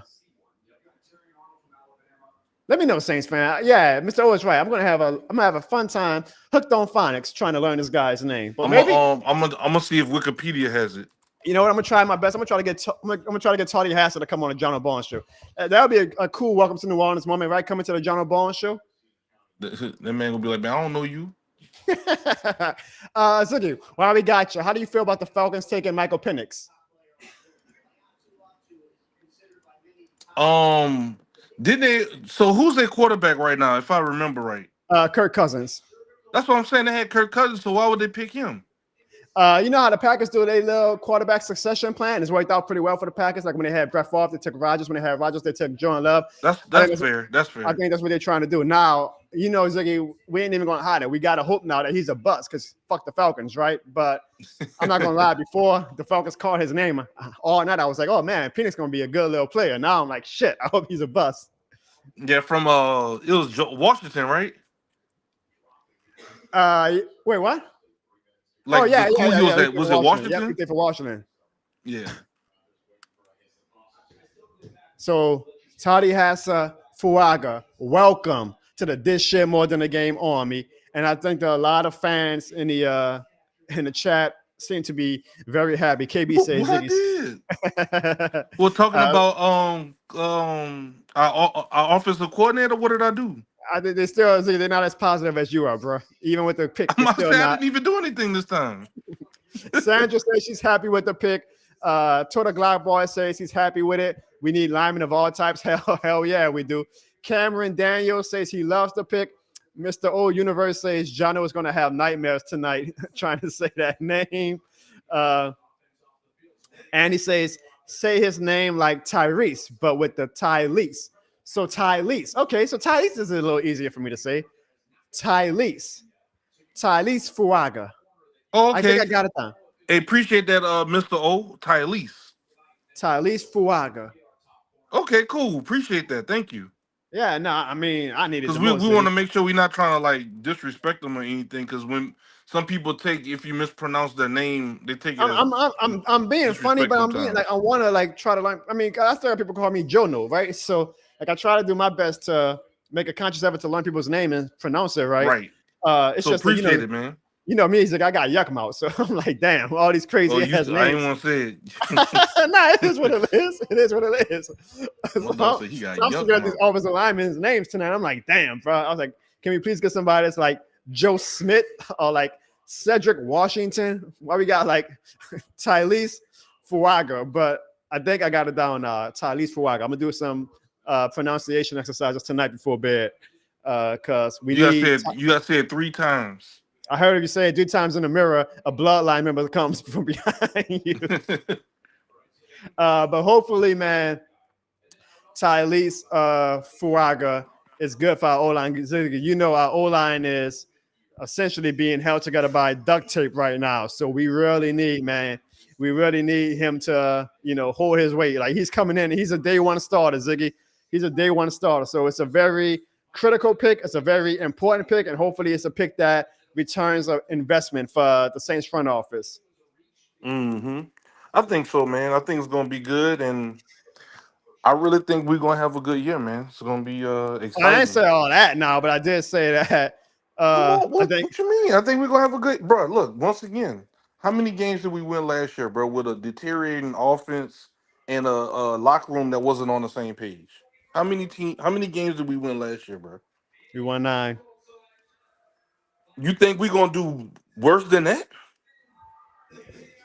Hey, Ziggy, we got a super chat. Ziggy, I mean, you see when the super chats come in like hotcakes when you want to think. Virtual, this shit more than a game. Errol Horns and Human Huey Freeman says, add some pennies to it so it can be $5.04. Welcome to Fuaga. Keep up the content, Jono and team. And then he puts hashtag fire Dennis Allen. He couldn't resist. Why you got to fire Dennis Allen, bro?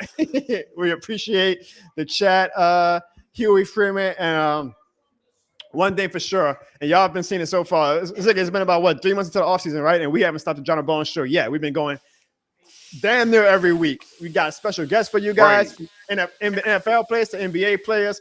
We got more special guests lined up. We got some fun game-like shows, to try to keep the creativity going. Because we're ready after the draft, going to be into the dog days into the offseason coming up. Ziggy's going to give out some tours of his house.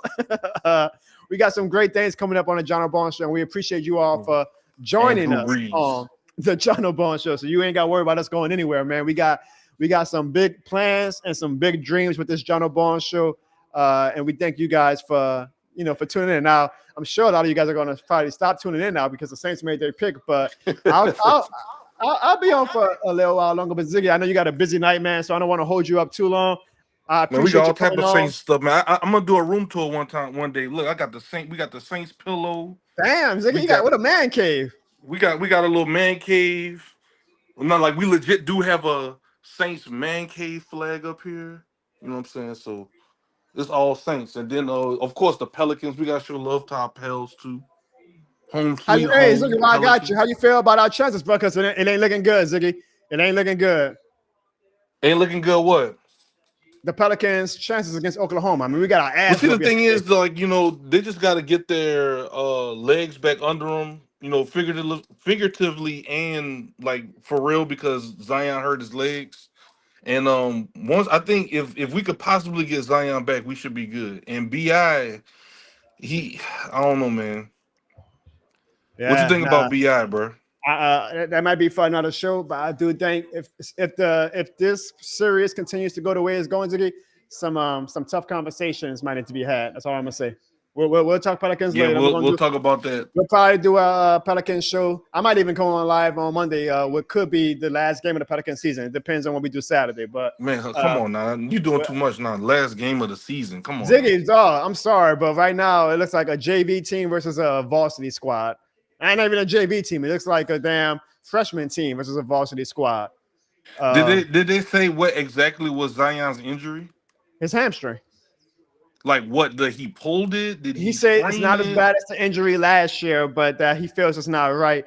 And so Shams came out today and said that Zion probably would not be available for the first round. So even if by chance we continue to like push Oklahoma City to like game six or Yeah, game seven, in six. six what? Pelicans in six. Wow. I'm glad that your eternal optimism runs rampant across all platforms. Hey, what's up, Ziggy, man. Sandra? Ziggy, we appreciate you joining tonight, man. Thank you, bro. Why you laughing?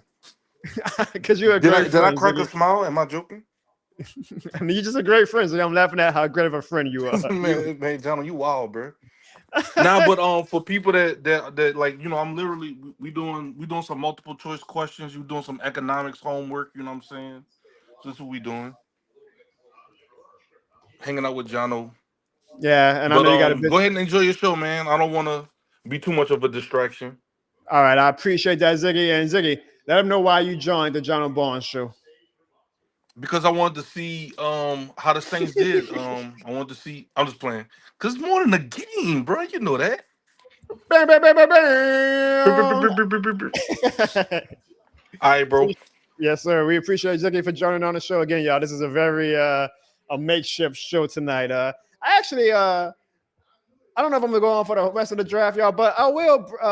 I got the homie Mincy from Boston. He actually offered to come on the show, and I'll bring Mincy on the show as well because I want to get his take on the Saints draft pick.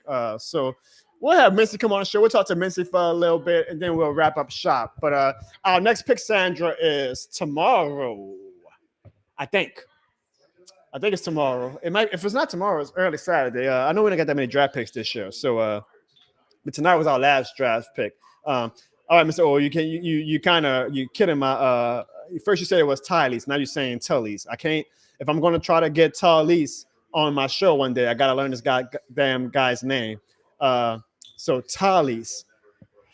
I mean, my dude Freaky Peasy on Twitter, he sent me the pronunciation guy earlier. It's it's Talicia. Talicia Fuaga.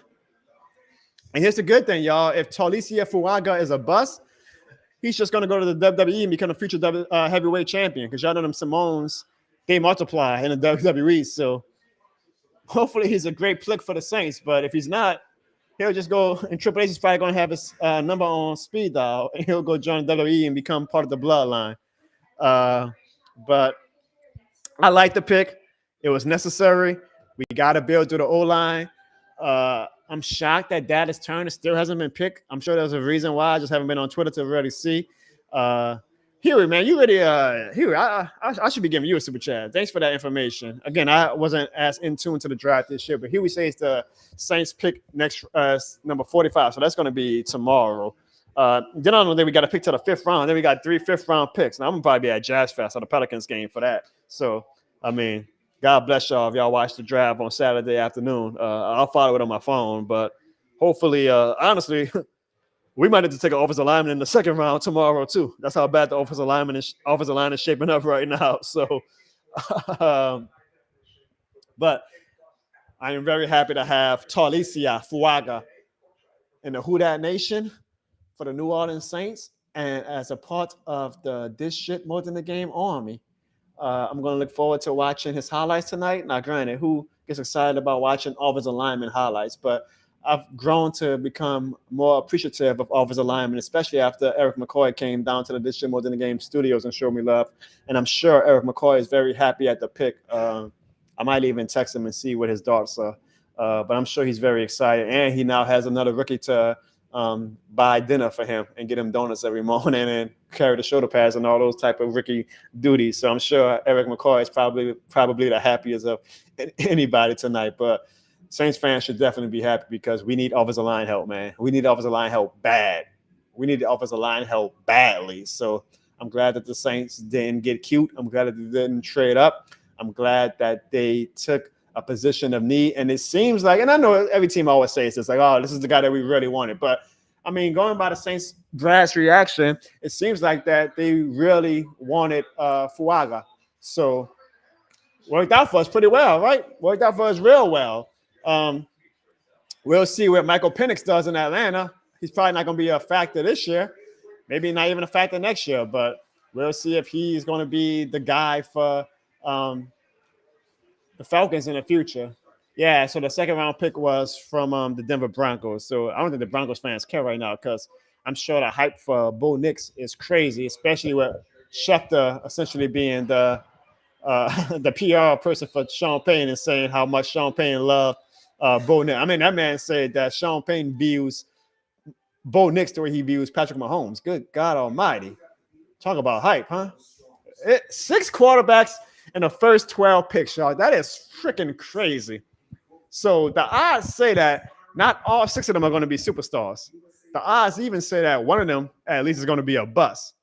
I hate saying this because he probably is a great kid, but I hope that that bust is Michael Penix. I really hope that he is a bust because fuck the Falcons. But Salis Talia, I'm gonna learn it. I'm gonna have to go watch the replay and watch how good that pronounced it. The Seahawks are on a pick again, y'all. I believe we have Mincy from Boston who's going to join us. He's very kind with his time, and he's going to give his thoughts on the Saints pick. What up, Ladavius? Ladavius, what do you think about the Saints taking Taliase? I think I done said this man's name like 20 different times tonight in 20 different ways. I'm just calling him Fuaga. I feel like I got the Fuaga part right. What do you think about the Fuaga pick, Ladavius? I'll tell Community Coffee, Mr. O, when they actually sponsor the show. Ladavius, I like the pick. Going by the comments in my YouTube, everybody seems to like the pick. It seems like it'd be a very general, welcoming pick. Now, is it a sexy pick? Are fans going to go rush to the Black and Gold shop tomorrow and buy his jersey? No, but we know how critical it is to build on an O-line and a D-line. So I don't think I've seen anybody complain. Now, I haven't been on Twitter yet, and I know how Twitter could be, but seems like the reception that Mr. Fuaga is getting in New Orleans is going to be a very positive one. But we'll see because Twitter always surprises me. I'm sure Derek Carr is excited. I'm sure Derek Carr's like, ooh, I got somebody to help. I mean, we'll see, man, because the O-line last year, up until about the midseason point, was bad. And even Eric McCoy said it on the show. He said it was bad. They got better, but we need the O-line to be decent, just decent if we want to actually be a playoff team, because the front office, whether we believe it or not, still thinks that this is a playoff team. Well, you can't be a playoff team when you don't have the offensive lineman.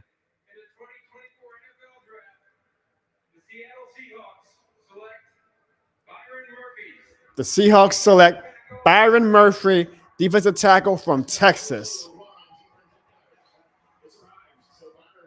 Seahawks are usually good with picking defensive players, so we'll see if he contributes to the Seahawks' legacy of taking good players. Are you damn right, Davius? This shit is definitely more than a game, and I appreciate everybody joining. We still got, even with the Saints making their pick already, over 400 people, and I know that right now that there are a lot of Saints content creators going live right now. So if the fact that we got this many people still watching, I appreciate you guys because there's some good Saints streams out there. I'm not necessarily even a Saints content. Well, I always tell people this is the Jono Barnes channel. It's not a Saints channel. So I'm not, I guess, the first option for Saints fans. But I appreciate that I have such a strong Saints community.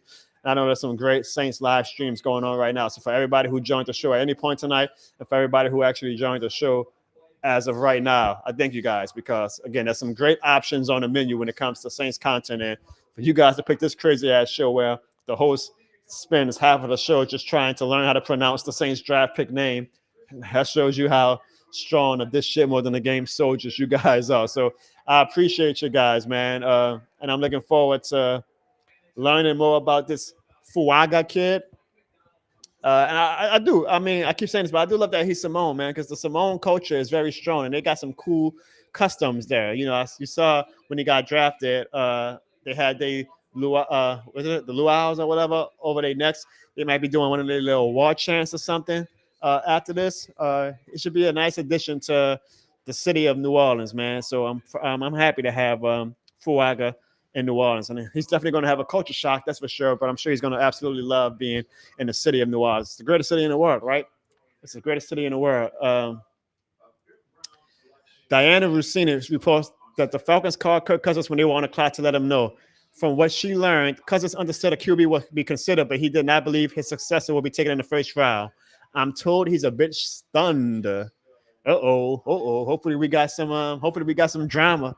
Hopefully we got some drama in Atlanta. Now we're gonna do an actual damn, the Vikings traded up again. The Vikings say, fuck them later picks. We trying to win now. So the Vikings just traded up to the number 17 pick, y'all. We'll see who the Vikings take. Maybe they take a player to help out JJ McCarthy. Maybe they take an offensive lineman. We'll see. But man, we'll see about. I mean, now maybe Diana's being a little hyperbolic with the Kirk Cousins thing, but we'll see how Kirk Cousins reacts to the Michael Penix trade. All right, here we go, y'all. The Vikings moved up.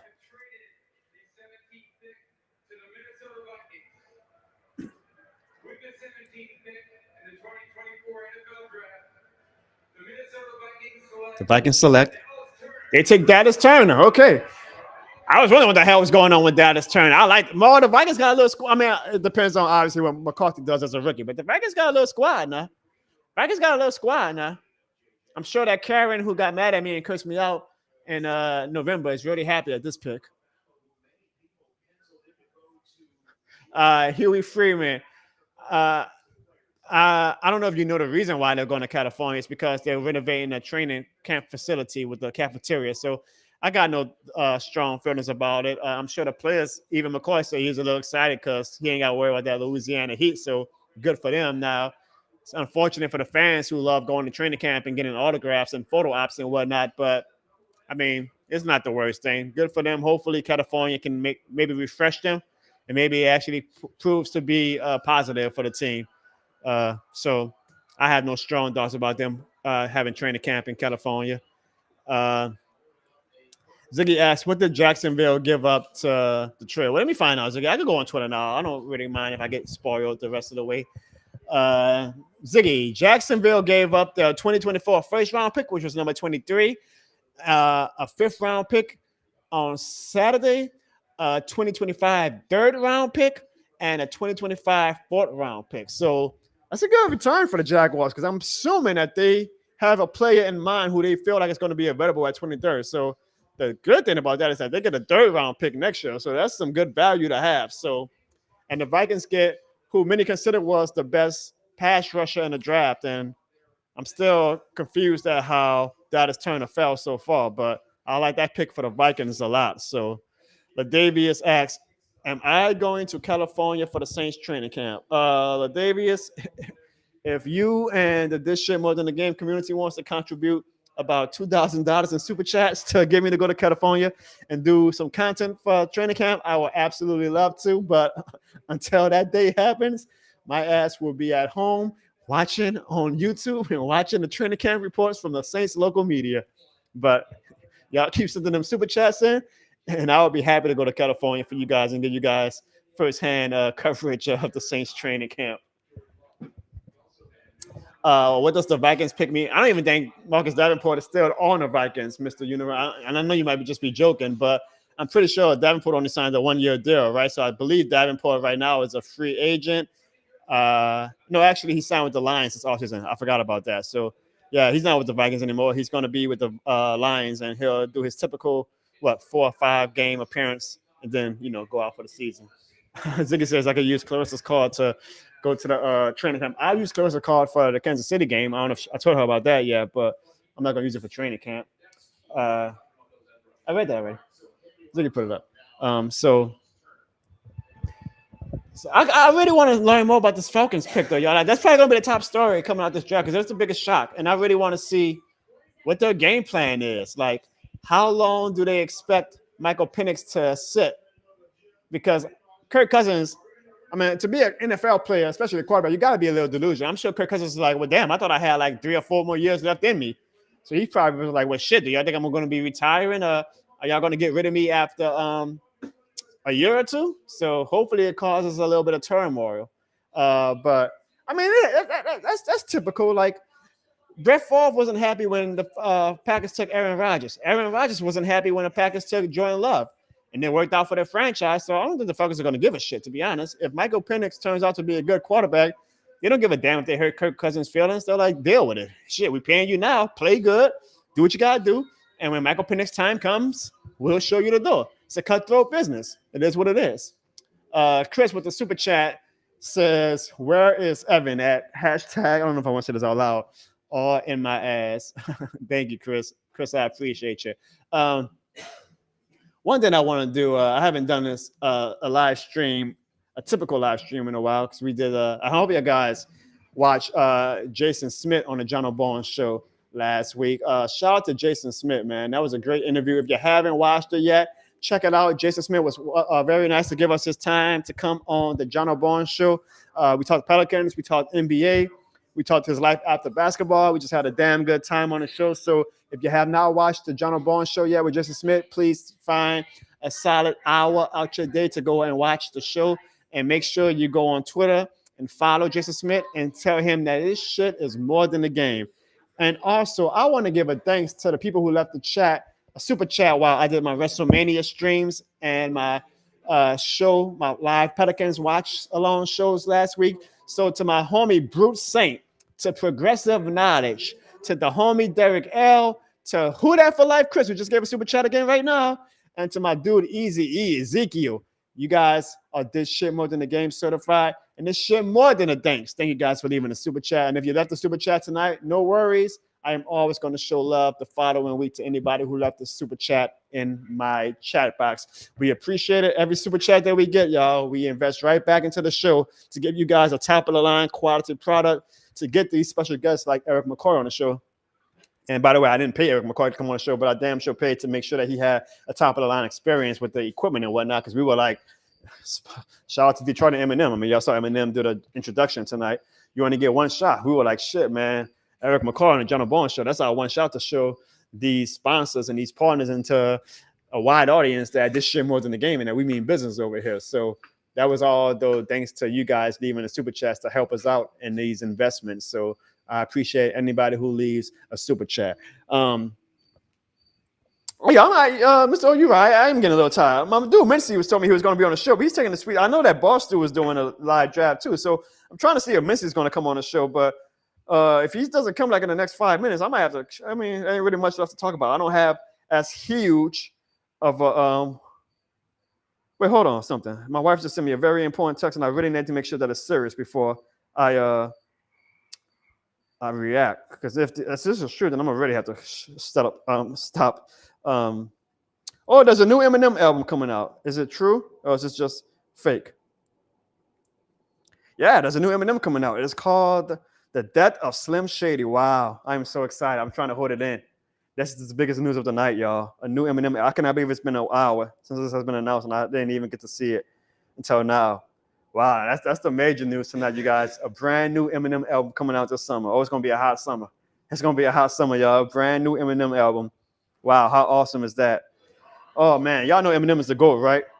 Jerry, I know you love the pick, man. I love the pick too, man. I think that everybody in the chat really loves the pick, which is great, man. It's really, really great. So, and it's a need, right? It's a necessity, Jerry. We needed that offensive line help. So I like the pick too. I like the Saints pick. And I love this Eminem news. I'm surprised only my wife was the one who told me. You would think my fellas would have held my back and told me. The death of Slim. I'm sorry, y'all. This is an Eminem chat now. We're gonna talk about this upcoming Eminem. I'm joking. I'm joking. We're gonna. Well, hold on. Let me see. I'm trying to see if my homie Mincy is gonna join the show. He said that he could, but I know that Boss Stu has him working tonight too. So I'm trying to see if he's still available. Uh,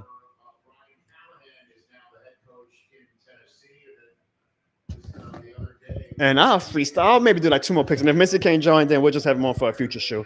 Uh, but I love the pick, y'all. Fuaga's a good pick, and hopefully he, now it makes you wonder, like, what is the future of Trevor Penning? Because we gave up a lot for the dude, so I don't want to give up on him right away.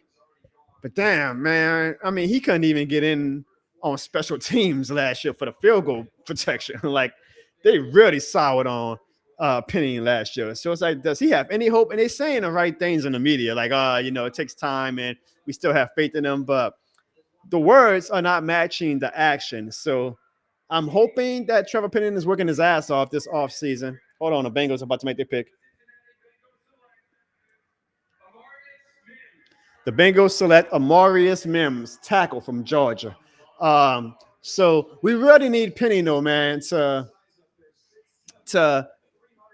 I mean, this is probably his last best shot, right? Like, if Penny doesn't make the starting lineup this year, or if he does make the lineup and he sucks, we got to accept that he was a bust, a major bust, actually. And again, I'm not as hard on the Saints drafting as some fans are, because I mean, it's easy to get mad at the Davenports and the Peyton Turners and the Trevor Pennings, while we casually ignore the Lattimores and the Olaves and the Brian Breezes and Alvin Kamara's. Like, I mean, come on, we had an all-time draft in 2017. So I feel like it's like everything. You take the good with the bad, right? Like, some drafts we're gonna knock it out the park.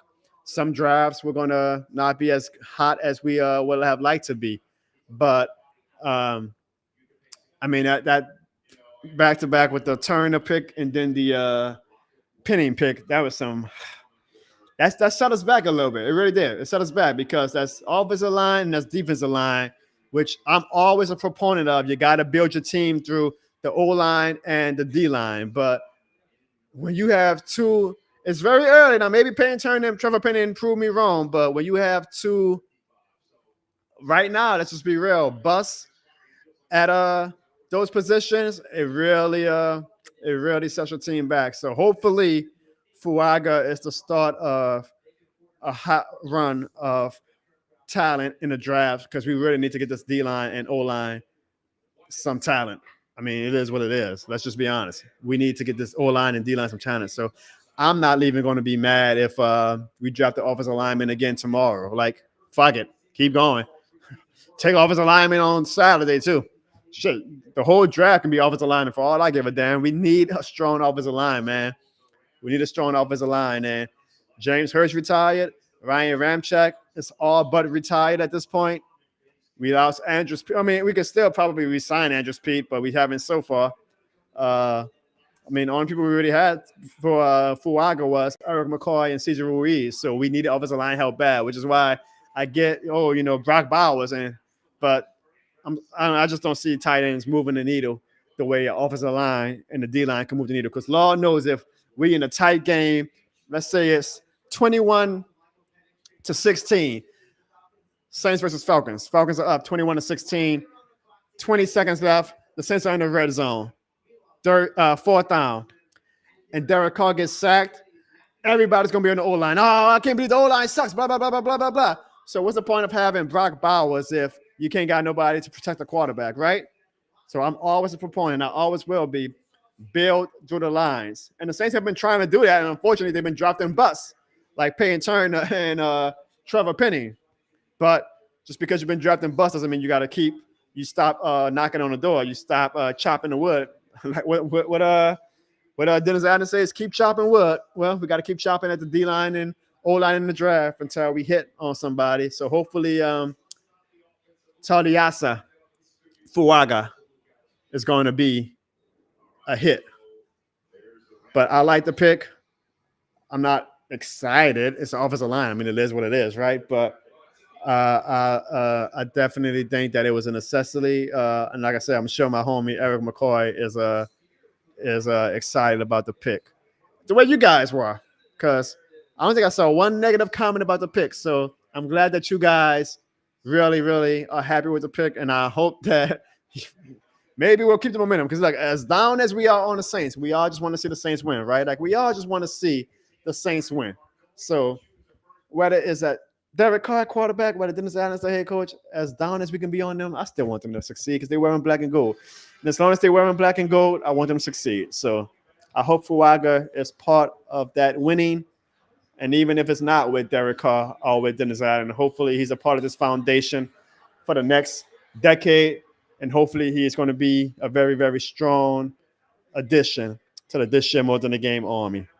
I appreciate you guys joining. Well, I was about to sign off, but Missy keeps saying he's going to be.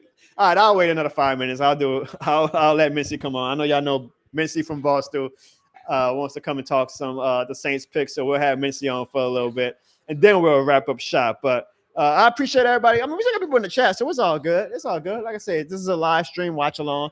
Nothing serious. We're just shooting the shit tonight. And again, I know that there's a lot of live streams happening right now across all Saints channels. So I appreciate you guys. I'm sure you guys are all doing like double, triple, quadruple duty and watching multiple streams at once. So I appreciate everybody watching my show right now. I mean, I got over 430 people watching currently, over 400 people watching on Twitter. So I appreciate the hell out of you guys. I really do, because I know the Saints have already made their pick. So people are getting ready to go to bed. Some people are watching the more serious Saints shows. So I appreciate that we still got over 400 people watching the Jono Bone Show. Now, if you're watching on YouTube and you're new, make sure you hit that like and subscribe button if you're new to the channel. And even if you're not new to the channel, you damn sure better make sure you hit the like button because it helps with the algorithm and it helps push our show to even more people to watch the Jono Bone Show in the future. I mean, I got over 42 likes tonight, guys, so I appreciate that. Before we close up shop, let's try to get to 50. So if you haven't hit that like button yet, it's $3.99. Hit that like button. Let's get to 50 likes before we close up shop on the Jono Bone Show. You know what else I could have did? I told myself I was going to do that. I should have opened up the phone lines and did a live thing with you guys. I apologize for that. I was going to do that, but I decided not to. I forgot about it completely. But I should have had you guys, because I know a lot of you guys got a lot to say. So I apologize. I was going to open up the phone lines and let you guys do live call-ins. Maybe we'll do that on next week. We'll do a more polished Jono Bone Show next week where we can have time to evaluate the full draft and our second round pick and our third and our fifth round pick. And, maybe we trade up, who knows?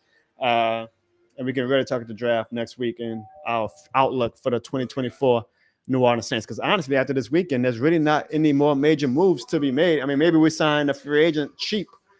Sometimes you get a good bargain free agent in June. But for the most part, after this weekend, what you see is what you get from the 2024 New Orleans Saints. So we'll have a chance to really discuss our outlook for the 2024 season. As the Rams have just made their pick, and the Rams take Jared Verse, defensive end from Florida State. So I'm sure my co-host Sean is who probably has watched zero film on Jared Verse. I'm sure he's very happy with that selection. Earlier in the chat, y'all, we asked a question. We say, who do we think is going to be the best quarterback?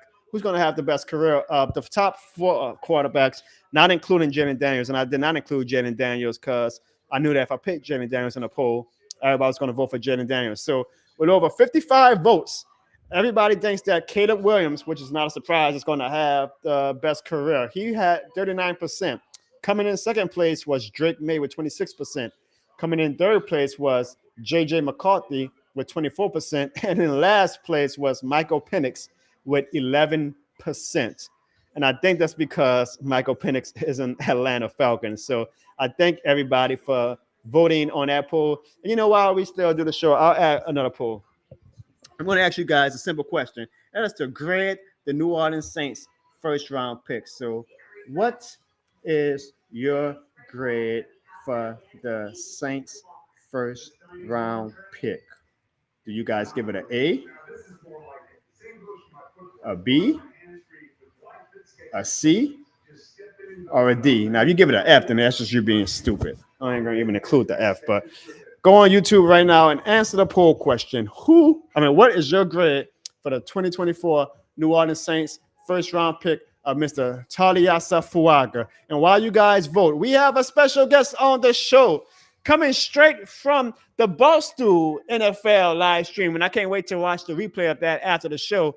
We have on the Jono Barnes show now, and he's probably like, damn, I'm upgraded. He's going from Boston to the Jono Barnes show. He's probably even more excited. Mincy on the show. What's up, Mincy? Oh, doing good, Jono. It was really cool. So Cam Jordan was actually on our show with Megan. Cam Jordan was on your show just now. Yeah, Barstool show, which was cool because I've never got to meet him before. But so we had him on before the Saints pick, talking about what he thought, who he should take, and then he, reacted and stuff. So that was super cool bucket list. Okay, well, listen, I wasn't able to watch because I'm doing my show. I'm definitely going to watch the replay, man. What did Cam Jordan say about the pick? He kind of. He said it was basically boring. It was just like a boring. Nobody gets too excited if you take an offensive lineman, but I think the Saints had to do it. I don't think it was even really an option because, especially with Ryan Ramczak's status being so up in question, we saw James Hurst just retire yesterday, and Trevor Penning has shown nothing to prove that he can play tackle in the NFL. I just think they had to do it. You got a quarterback, Derek Carr, who's not mobile in his mid-30s, and you're switching to the zone blocking scheme with Clint Kubiak. And I actually like what I hear about Fuaga. Oregon State had a dominant running game the last few years, and supposedly he's really athletic. So if he can, be an athletic tackle in that zone blocking scheme, I think it's a boring pick, but it's a good pick. But you know what, Mincy? You got to build your team through the lines, and boring picks aren't sexy, like you said, but they're a necessity, right? Like they are critical. The problem, and I think why Saints fans are the ones that are upset. I don't think, from what I've seen on my little bubble so far and in my YouTube chat, everybody's very welcoming at the pick and I don't want to say excited, but they know that it was a need, so they're cool with it. But the fans who are just real jilted are like, man, if we didn't miss on Trevor Penning or Payne Turner, we wouldn't need to be in this position where our offensive line is so critical to us.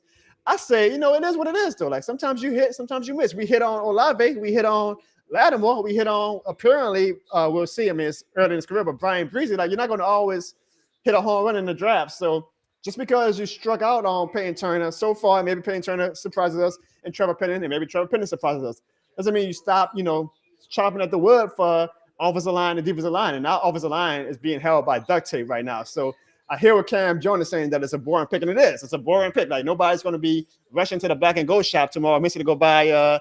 I'm still trying to learn his name. Missy Fuaga. I'm just calling Fuaga. He's Fuaga.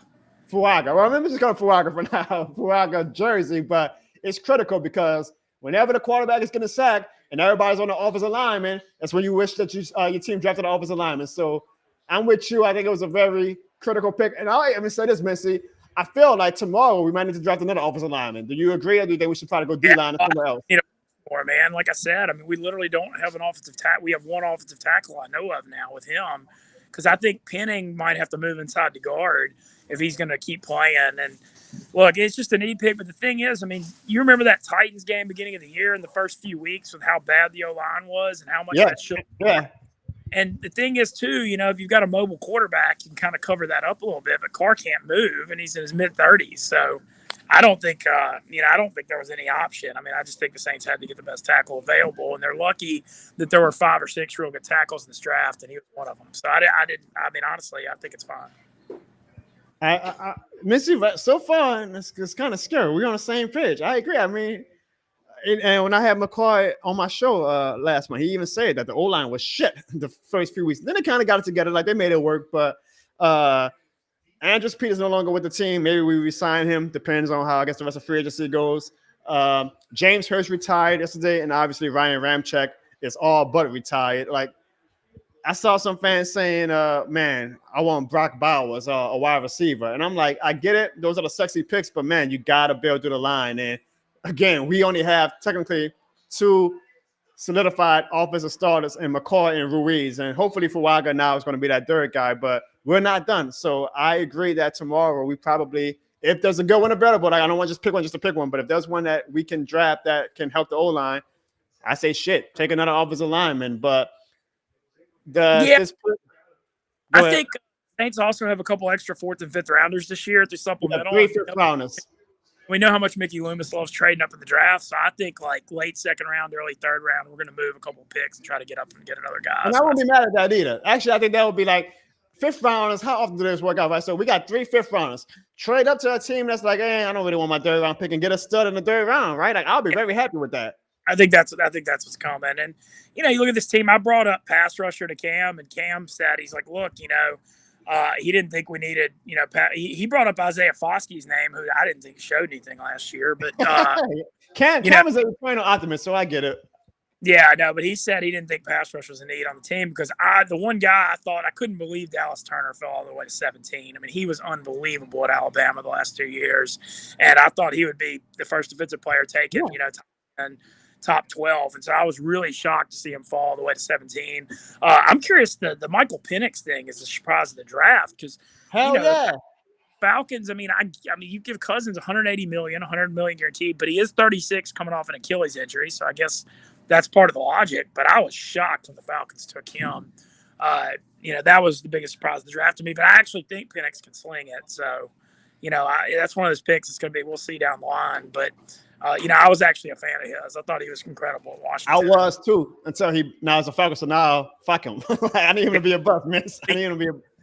I really didn't want Malik Neighbors to go to the Falcons. That was the thing I was most worried about. Okay. Because, you saw what Justin Jefferson was in Minnesota with Cousins. I thought Neighbors would have been part 2 of that in Atlanta. And so I was very thankful when the Giants took him. I don't know if you saw that report, because I know you are as busy as me tonight, but Diana Rossini said that Kirk Cousins is quote-unquote stunned by the pick. So I'm hoping that it causes a little turmoil, but I get why. I mean, the Falcons are kind of following the Green Bay Packers method of, even when you have a quarterback, it's okay to draft a successor, even if it's 2 or 3 years early, because when that quarterback goes to, the mountains to retire, you got somebody waiting in the wings to come in and they don't miss a beat. Like we've seen the Packers with Favre to Rodgers to Love. I think the Falcons are trying to do that with Kirk Cousins to Michael Penix. It's just on us as Saints fans to hope that Michael Penix is a bust. Even though I'm with you, like even before tonight, I was like, damn, I think this Michael Penix kid is going to be good. But as soon as they drafted him, I was like, damn. Now I got to hate this kid. But when this shit more than the game, man, this shit is more than the game. And you also mentioned Dallas Turner, and I haven't had a chance to see that too. I'm surprised that he fell so far to the Vikings. And the Vikings, they traded up for him again. So the Vikings are trading up like a motherfucker tonight. But they got a little draft to get their fans excited. They got the quarterback and they got the defensive player, kind of like the Texans last year. That's going to get the fan base really riled up. But I got to see what happened with Dallas Turner, because all the reports were saying he's going to be a top 10 pick. So when he was available for us, I was actually saying I would take Dallas Turner over offensive lineman, because I feel like a D line is just as important right now for us as a O line. But I'm curious to see why Dallas Turner fell so far. I don't know if it was a medical concern or if something came out about him, but that was quite a fall, because they were saying he was going to be a top 10 pick. Yeah, and I thought Minnesota, one of the biggest wins of the night was everybody thought the Vikings were going to trade up from 11 to 5, and they would have had to give up 11 and 23 to do it to get McCarthy. They only had to trade up from 11 to 10, and so they gave up like a 4th and a 5th to do it, and they were able to trade up and get Dallas Turner too. So, I mean, I think the Vikings got to be real happy with how tonight's gone. All right, I got another question for you, Miss. I don't know if you've seen this report, but Sean Payton finally has his quarterback in Denver, Bo Nix. And Adam Schefter said that, well, he kind of put a dagger in the Saints fans' hall, talking once again about how Sean Payton really wanted Mahomes in 2017, and Mahomes was going to be a Saint until the Chiefs heard the news and traded up. But he said that Sean Payton views Bo Nix as highly as he viewed Patrick Mahomes. Do you think Bo Nix is going to be that guy in Denver? Do you think Sean Payton has found his next Drew Brees? Well, the thing with Nix, I mean, I watched him a lot at Auburn and Oregon. And the thing with that Oregon offense, man, he's super accurate and he commands the offense well. But every pass was like an instant. He just threw a wide receiver. He just got the ball out of his hands like really quick.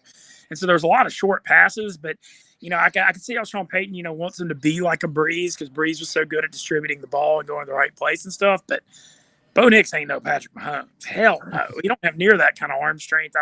He's mobile, but I don't think he's quite as mobile. So I think that's a crazy, crazy claim. But, Sean Payton has proven he knows how to coach quarterbacks up. So you do got to give him a little bit of benefit of the doubt. I always say Sean Payton can make me and you look like a goddamn, adequate quarterback. So I'm excited to see what Sean Payton does with Bo Nix, because he was my 6th ranked quarterback too. And I would not be surprised just because he has Sean Payton's tutelage if he winds up like outshining damn near. Because man, 6 quarterbacks in the first round. Let's talk about that right quick. Six quarterbacks in the first 12 picks for 6 quarterbacks.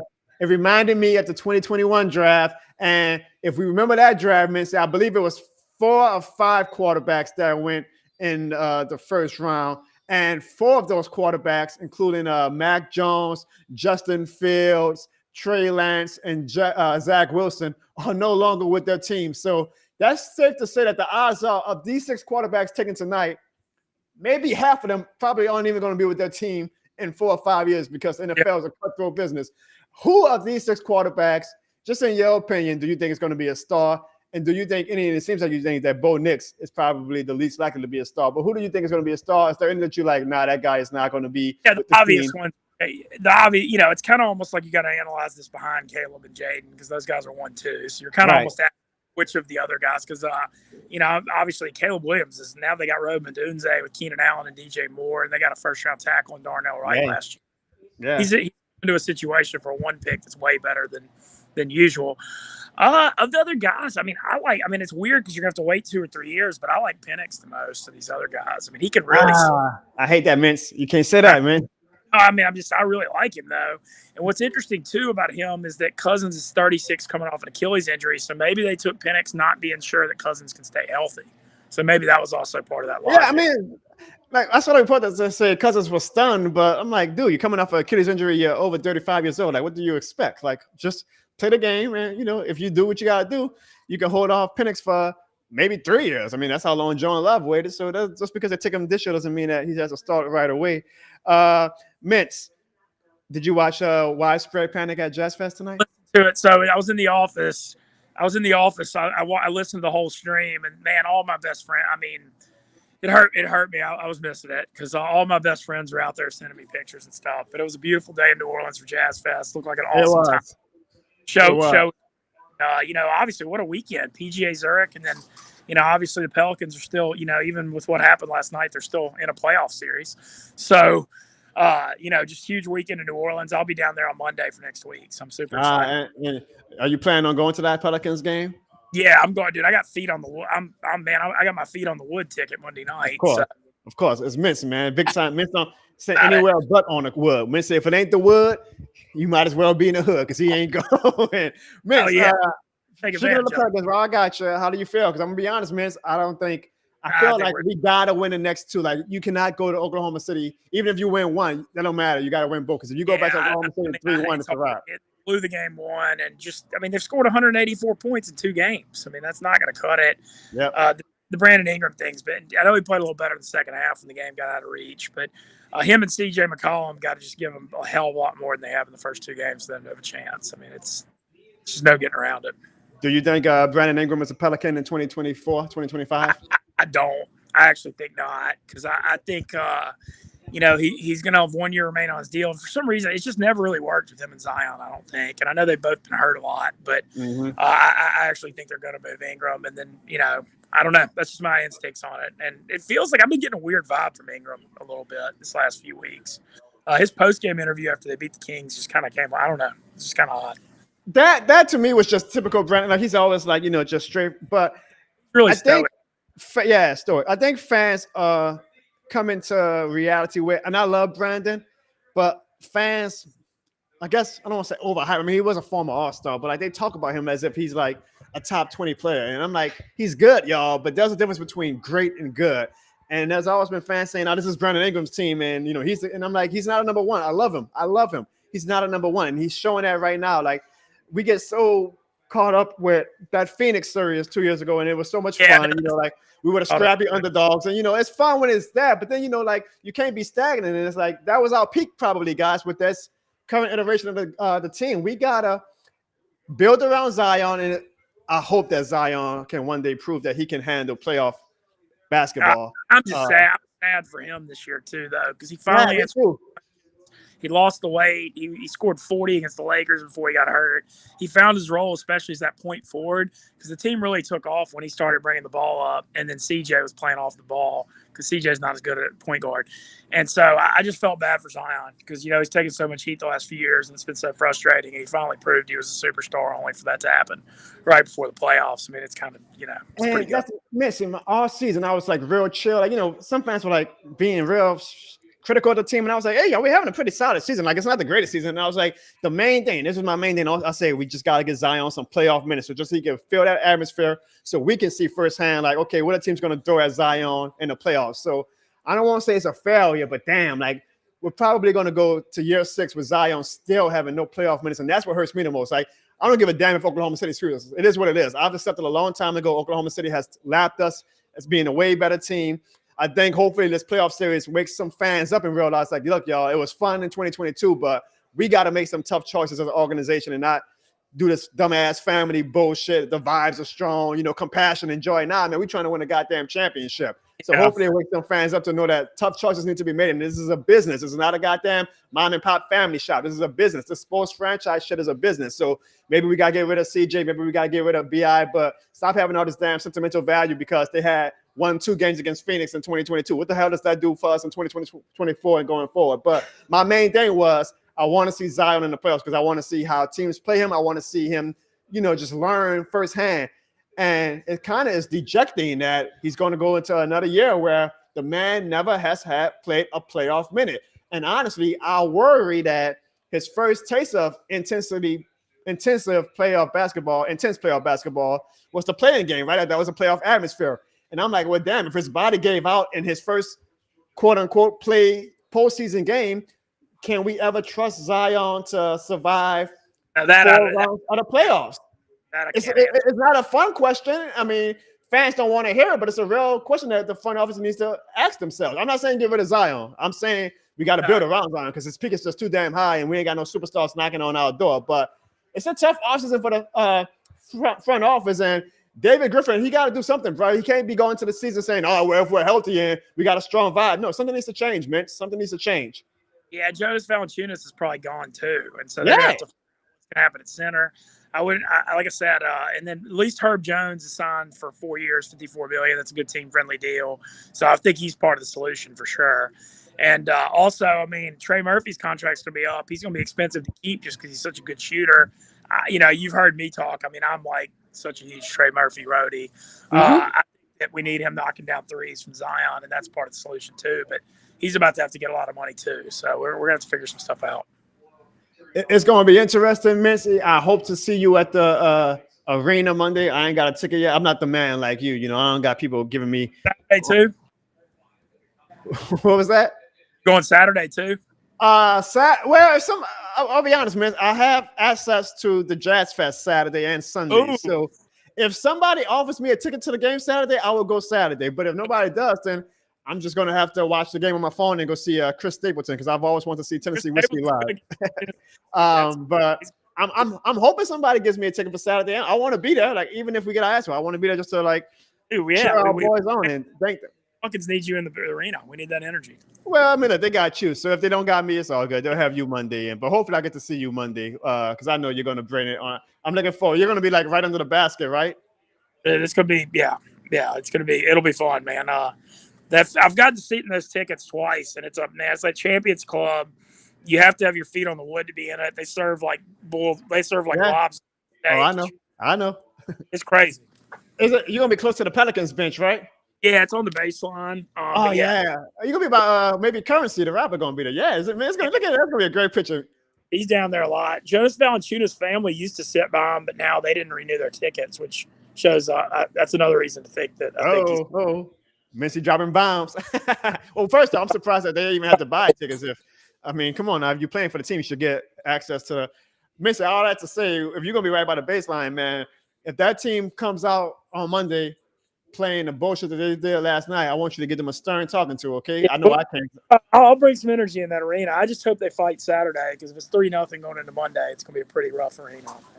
Yeah, it's gonna be like if we lose Saturday, then you can pack the bags and let the fat lady start singing. But that will make the game on Monday be essentially the funeral. So we're black on Monday if we lose on Saturday because it'll be the funeral for the 2024 New Orleans Pelicans. Mincy, we appreciate you coming on, man. My last question to you before I let you go. I know you got some things you got to do with Boston, and I can't wait to sign off so I can go watch your interview with Cam Jordan. I hope they get Cam Jono on my show one day. So maybe that Mincy energy is going to transfer to Cam Jono. He's going to be like, you know what? Now I want to go on Jono's show because, Mincy usually.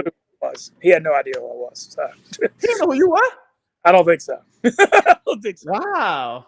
I don't know. I get it. Cam is living in a whole different world than us. But, I mean, come on now. You Barstool Mincy. I feel like people. I don't. He's done some stuff with Barstool, but I don't think he knew me. Was Cam in a good mood? Because Cam's usually like in a good mood. Yeah, he was good. He was just joking around. And him and Stephen Shea got into it. Shea started talking shit that the NFC South runs through Tampa, and Cam definitely had some thoughts for that. I got to see that. It was funny. I got waiting for Steven. I know that's your boy. But I got another. Hate. He's easy to hate for sure. He definitely goes into the he does a damn good job leading into it. I'll give him that. He does a damn good job leading into it. It's my final question. Okay, so the Saints take Fuaga with the number 1 pick. We'll see what we do tomorrow, whether it be a defensive line, offensive line, maybe we surprise us. But does the pick overall make you feel better about the 2024 outlook, or do you still feel about the same? I still feel better. I do, because look, the whole this season, and I've said this before to you, it's all about this new offensive coordinator and scheme. I'm a big fan of the Kyle Shanahan tree. You look at Kubiak, he's young, but he's the passing game coordinator for the Niners. They led the league in yards per attempt last year. I mean, they had a hell of a passing game. And I like that Shanahan tree. And so I like that we went away from Carmichael and are trying something different. And so if Kubiak thinks we need offensive line to succeed, I want to give him everything he can to feel like he can put his offense in, because if the Saints are going to take steps forward next year and win this division, the offense has got to improve, period. And so, I'm all about, I think Clint Kubiak is, people talking about the coordinators can be boring, but I think his scheme and the new offense and stuff, if the Saints are going to win a division and make a run, it's all on that hire being the most important. So whatever, we can do to help him succeed, I think they got to do, especially because, Dennis Allen ain't going to do a damn thing to help the offense. So it's really I'll say this, Mincy, your optimism is definitely welcomed by my community. And for sure, this upcoming season, like when things are hot, like when this football season is in full gear, when the chat numbers are going to be going crazy because, everybody wants to either vent or complain or boast and brag, we'll have you on the show and we'll really get some good. On anytime, I'm one of your biggest fans, so I appreciate you. I always appreciate you, Miss. I'm a fan of yours as well, so I always appreciate that. I appreciate you on your busy night while you're at the Barstool headquarters, coming on the Jono Bone Show again, man. That means a lot to me, to my whole crew. They're not on the show tonight. They hopped off after the Saints pick, of course, but we always appreciate you, Missy. We can't wait to do even more content and more live shows with you and whatnot. And I hope to see you this weekend. Hopefully, I get my way into the building on Monday, and we can either watch the Pelicans funeral and have a good time, or we can watch the Pelicans, maybe salvage the season. You never know. Yeah, I just hope we push it to 5. And then I'm actually back on the Barstool Draft Show because I'm the Chiefs correspondent as well, because my voice and Patrick Mahomes' voice. Oh, yeah, I forgot. I'm wearing my jersey and going to act like I'm Mahomes analyzing their pick here in a little bit. So you don't spoil it, man. They got people watching them probably going to think you really actually Patrick Mahomes. Don't spoil it. Oh, I know. But I'm up here till the end because they have the last pick. Well, Missy, one last question. Have you felt the buzz so far in Chicago? Like, I'm sure, like, it's crazy because of like Bears thing, dude. This town, what I'm learning about this town, they love the Bears more than anything. And, it feels like the Bears and the Cubs kind of run it. And they're going nuts about this Bears thing right now. And they took Roman. They got the Washington receivers good. Keenan Allen, DJ Moore. They signed DeAndre Swift. Cole Kmet's a good tight end. They were 7 wins last year, but the defense improved. So they've been shitty for such a long time. So the Bears enthusiasm is just all over this town. But I got to be honest, Jono, I'll share this story. I can't stand the Bears because those bastards. I drove up to Chicago in 2006 when they beat the Saints in that NFC Championship game, and I froze my snow. And there were people telling me to go fuck myself and that they were going to finish what Katrina started. So it's in that stadium. Fuck them. I'm not going to support them ever. Well, hopefully nobody. I don't want you to become a marked man in Chicago, Missy. Hopefully nobody from Chicago watches this show. But I actually agree. I can say that safely from New Orleans. people on there. Just don't put that clip out. Nah, I got you, man. I'm gonna protect you, Miss. Miss, I appreciate you. I can't wait to watch your interview with Cam John. Congratulations on that. I look forward to seeing your Kansas City Chief correspondent portion of the Barstool Draft stream. And we're definitely going to connect in the future and do even more fun stuff together. So thank you, my man. And Missy, by the way, tell the people why you actually left the Barstool Live Draft coverage to come on the Jono Bones show. Because this shit's more than the game. I mean, you already damn well know, Missy. Missy, you damn well know you this shit more than the game certified. We appreciate you, Missy. Have a good night. Look forward to watching your coverage on Barstool. That's always awesome, man, for Missy to give us his time, especially on the busy night for him while Barstool is doing their live draft coverage. I'm sure Barstool probably got like 100,000 people watching their draft coverage. So for him to leave that for a little bit to come on the little old Jono Bones show where we got over 400 people watching, but the damn show ain't over 100K, and we only got like 15 people watching on YouTube right now. That's the Saints that made their pick. I always appreciate that, man. That show, I hope to be in that spot one day, like where I gain or am a part of such a major platform, but you never forget, you never like act above the little people. And it's kind of weird for me to call myself a little person, given that I've had so much success. Like I had a Saints player in my house. I've had, I got Magnus, by the way, y'all. By the way, let me give y'all that information in a little bit. Like I got New Orleans shops on Magazine Street, the famous Magazine Street, selling my merchandise. I've had over 200 shirt sales. Like, yet I'm still a small fish when you look at the big pond of content, whereas Missy is in the big fish swimming with the sharks and stuff at Barstool Sports. And I always appreciate that he shows me adoration and love and like gives his time to come on my little small time show to talk to you guys and share his platform with me, because obviously him being on my show gets more audience for me. Hey, speaking of, he must have heard a birdie in his ear. So again, thank you for Mincy. But guys, man, shout out to this guy in the chat right now watching on Twitter, Parcells and Posts. Check their store out on Magazine Street. They are selling. I should have had this queued up. I told you all this was a very last second stream that I did. I didn't do as much homework as I did, but they are selling this shit exclusively. The only place you can buy this shit more than a game magnets at their headquarters at. Let me make sure I get the actual, because it's on Magazine Street, but I always forget the actual address. And I don't even have one yet, y'all. I don't even have one yet. But I'm about to upload right now these magnets to show you guys. And if you guys are in the city of New Orleans and you visit, God damn, Jono, where's the goddamn address? We're live, y'all, by the way. I'm trying to load the goddamn picture. While I load the picture up, if you guys go to 5208 Magazine Street, you can buy this shit more than the game magnets from Parcells and Post. Y'all see the name in the chat right now. Make sure y'all follow them on Twitter, on Instagram. Small business doing great things in New Orleans. I am humbled. All right, here we finally got it up. I am humbled, y'all. Look at that. And look at that. You can even buy a Drew Brees magnet. You can buy a Superdome magnet. You can buy the Skeleton logo. But look right up there, right next to the greatest of all time, Drew Brees, Jesus Christ.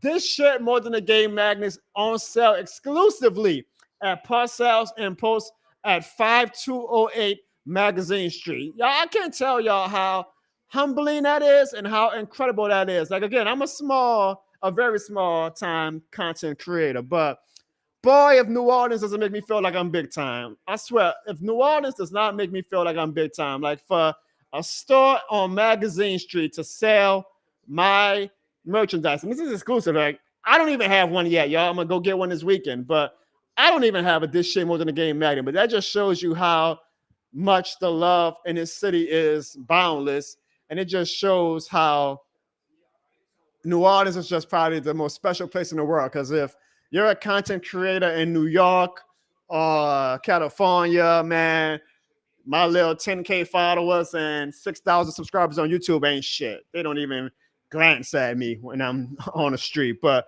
New Orleans, man, they treat you like you are the greatest thing in the world. So I'm putting the address right now. Make sure you guys save it, take a screenshot, or write it down. But 5208 Magazine Street. The store is called Parcells and Post. These magnets, guys, are only for $3, and it's actually $3.28. How awesome, huh? $3.28 with tax. But if you are in the New Orleans area, you can get an historical, first of its kind, this shit more than a game magnet at Parcells and Post at 5208 Magazine Street for the low price of $3. And for a limited time only, if you're not in the New Orleans area, they are even taking by order some international shipping, but also like if you're in Texas or if you're watching from, I don't know, Nevada or California, they are willing to ship some out to some people for a limited time only. So if you want one and you're not in New Orleans, just message me on this video or go on my Twitter at Jono Barnes and say, hey, Jono, I want to get one of those magnets, and I will get you in contact with Parcells and Post, and they will ship you one. And again, it's only $3 for the magnet itself. So what an incredible deal. And I am humbled, y'all. I am humbled, like, to have my merchandise being sold on Magazine Street. Like, this is arguably the most famous street in New Orleans besides Bourbon or Canal. It's a cool thing. I love this city. I appreciate Parcells and Post for the support and for being, of course, this shit more than a game certified. And that's because of people like you guys for watching my show, showing me support. The numbers may not always show it. Like, if somebody were to join the stream right now, I believe we only got 10 people watching on YouTube, which is okay. But I'm saying, like, somebody could come in right now and be like, oh, this is a small time show. This show ain't nothing. But yet, this same show has merchandise being sold on Magazine Street. This same show has Saints Pro Bowl players coming to the crib. So we are doing some historical, monumental, impactful, and only in New Orleans type shit. And it cannot be done without the support and the love of each and every one of you guys. I appreciate the hell out of you guys so much, and I appreciate Parcells and Post. And again, guys, if you guys want to support some small business, go to Parcells and Post at 5208 Magazine Street, and you can buy an exclusive This Shit More Than a Game magnet for only $3. And when you do buy one, let me know, man. You can put it on your refrigerator, put it on, maybe your glass case stand or something. You can let the world know that this shit more than the game. And we damn sure about to let the world know when Mr. Taliasa Fuaga, I hope I'm saying his name right by now, that this shit is more than a game. I love y'all, man. I appreciate y'all. I'm going to call it a night. Thank you for watching my first ever live draft stream. I'm happy with the Saints pick. Hopefully we have a good pick again tomorrow. Make sure you guys tune in next week. Maybe on Monday, depends on how the weekend looks. I might go live and we'll do a watch along for the Pelicans. Could be our last game, to be honest. We'll see. But if I don't go on live Monday, I'll definitely probably go on Tuesday and we'll really recap. Maybe I'll go on live both days. We'll see the draft and we'll see who we took with the second round and the fifth round, and maybe we trade up. Who knows? But maybe, maybe we trade down. We'll see. We'll recap the draft. We'll talk about who is the favorite now in NFC South. We're going to have a good time, man. We're going to have a good time. This train don't stop. Even though it's a slow part of the offseason, the train don't stop. We're going to have a damn good time in the offseason, and I cannot do it without the support of you guys. So I appreciate you guys. I see you guys. I still got my day ones, my Devin, Mr. Old Universe, Huey Freeman, all still in the chat. I appreciate you guys. Thank y'all for joining the show tonight. Thanks for Ziggy on a very busy night, a school night for him that he was able to join for a little bit to recap the Saints pick with us. And make sure you guys, even as I'm closing up shop, I got a super chat. I appreciate that, Slim Jonah. Let me tell y'all now, again, if y'all in New Orleans, instead of these super chat, well, actually, I'll do both, but you can save those $3 and you can go get the This Shit More Than a Game magnet on Magazine Street at 5208 Magazine Street at Parcells and Post. So $3, y'all. Y'all cannot beat that for $3. This shit more than a game magnet. But I appreciate that super chat, Slim Jonah. I appreciate all the super chats tonight. Again, every super chat we do, y'all, we turn it right back around and we invest in the show. So thank y'all from the bottom of my heart for showing love tonight.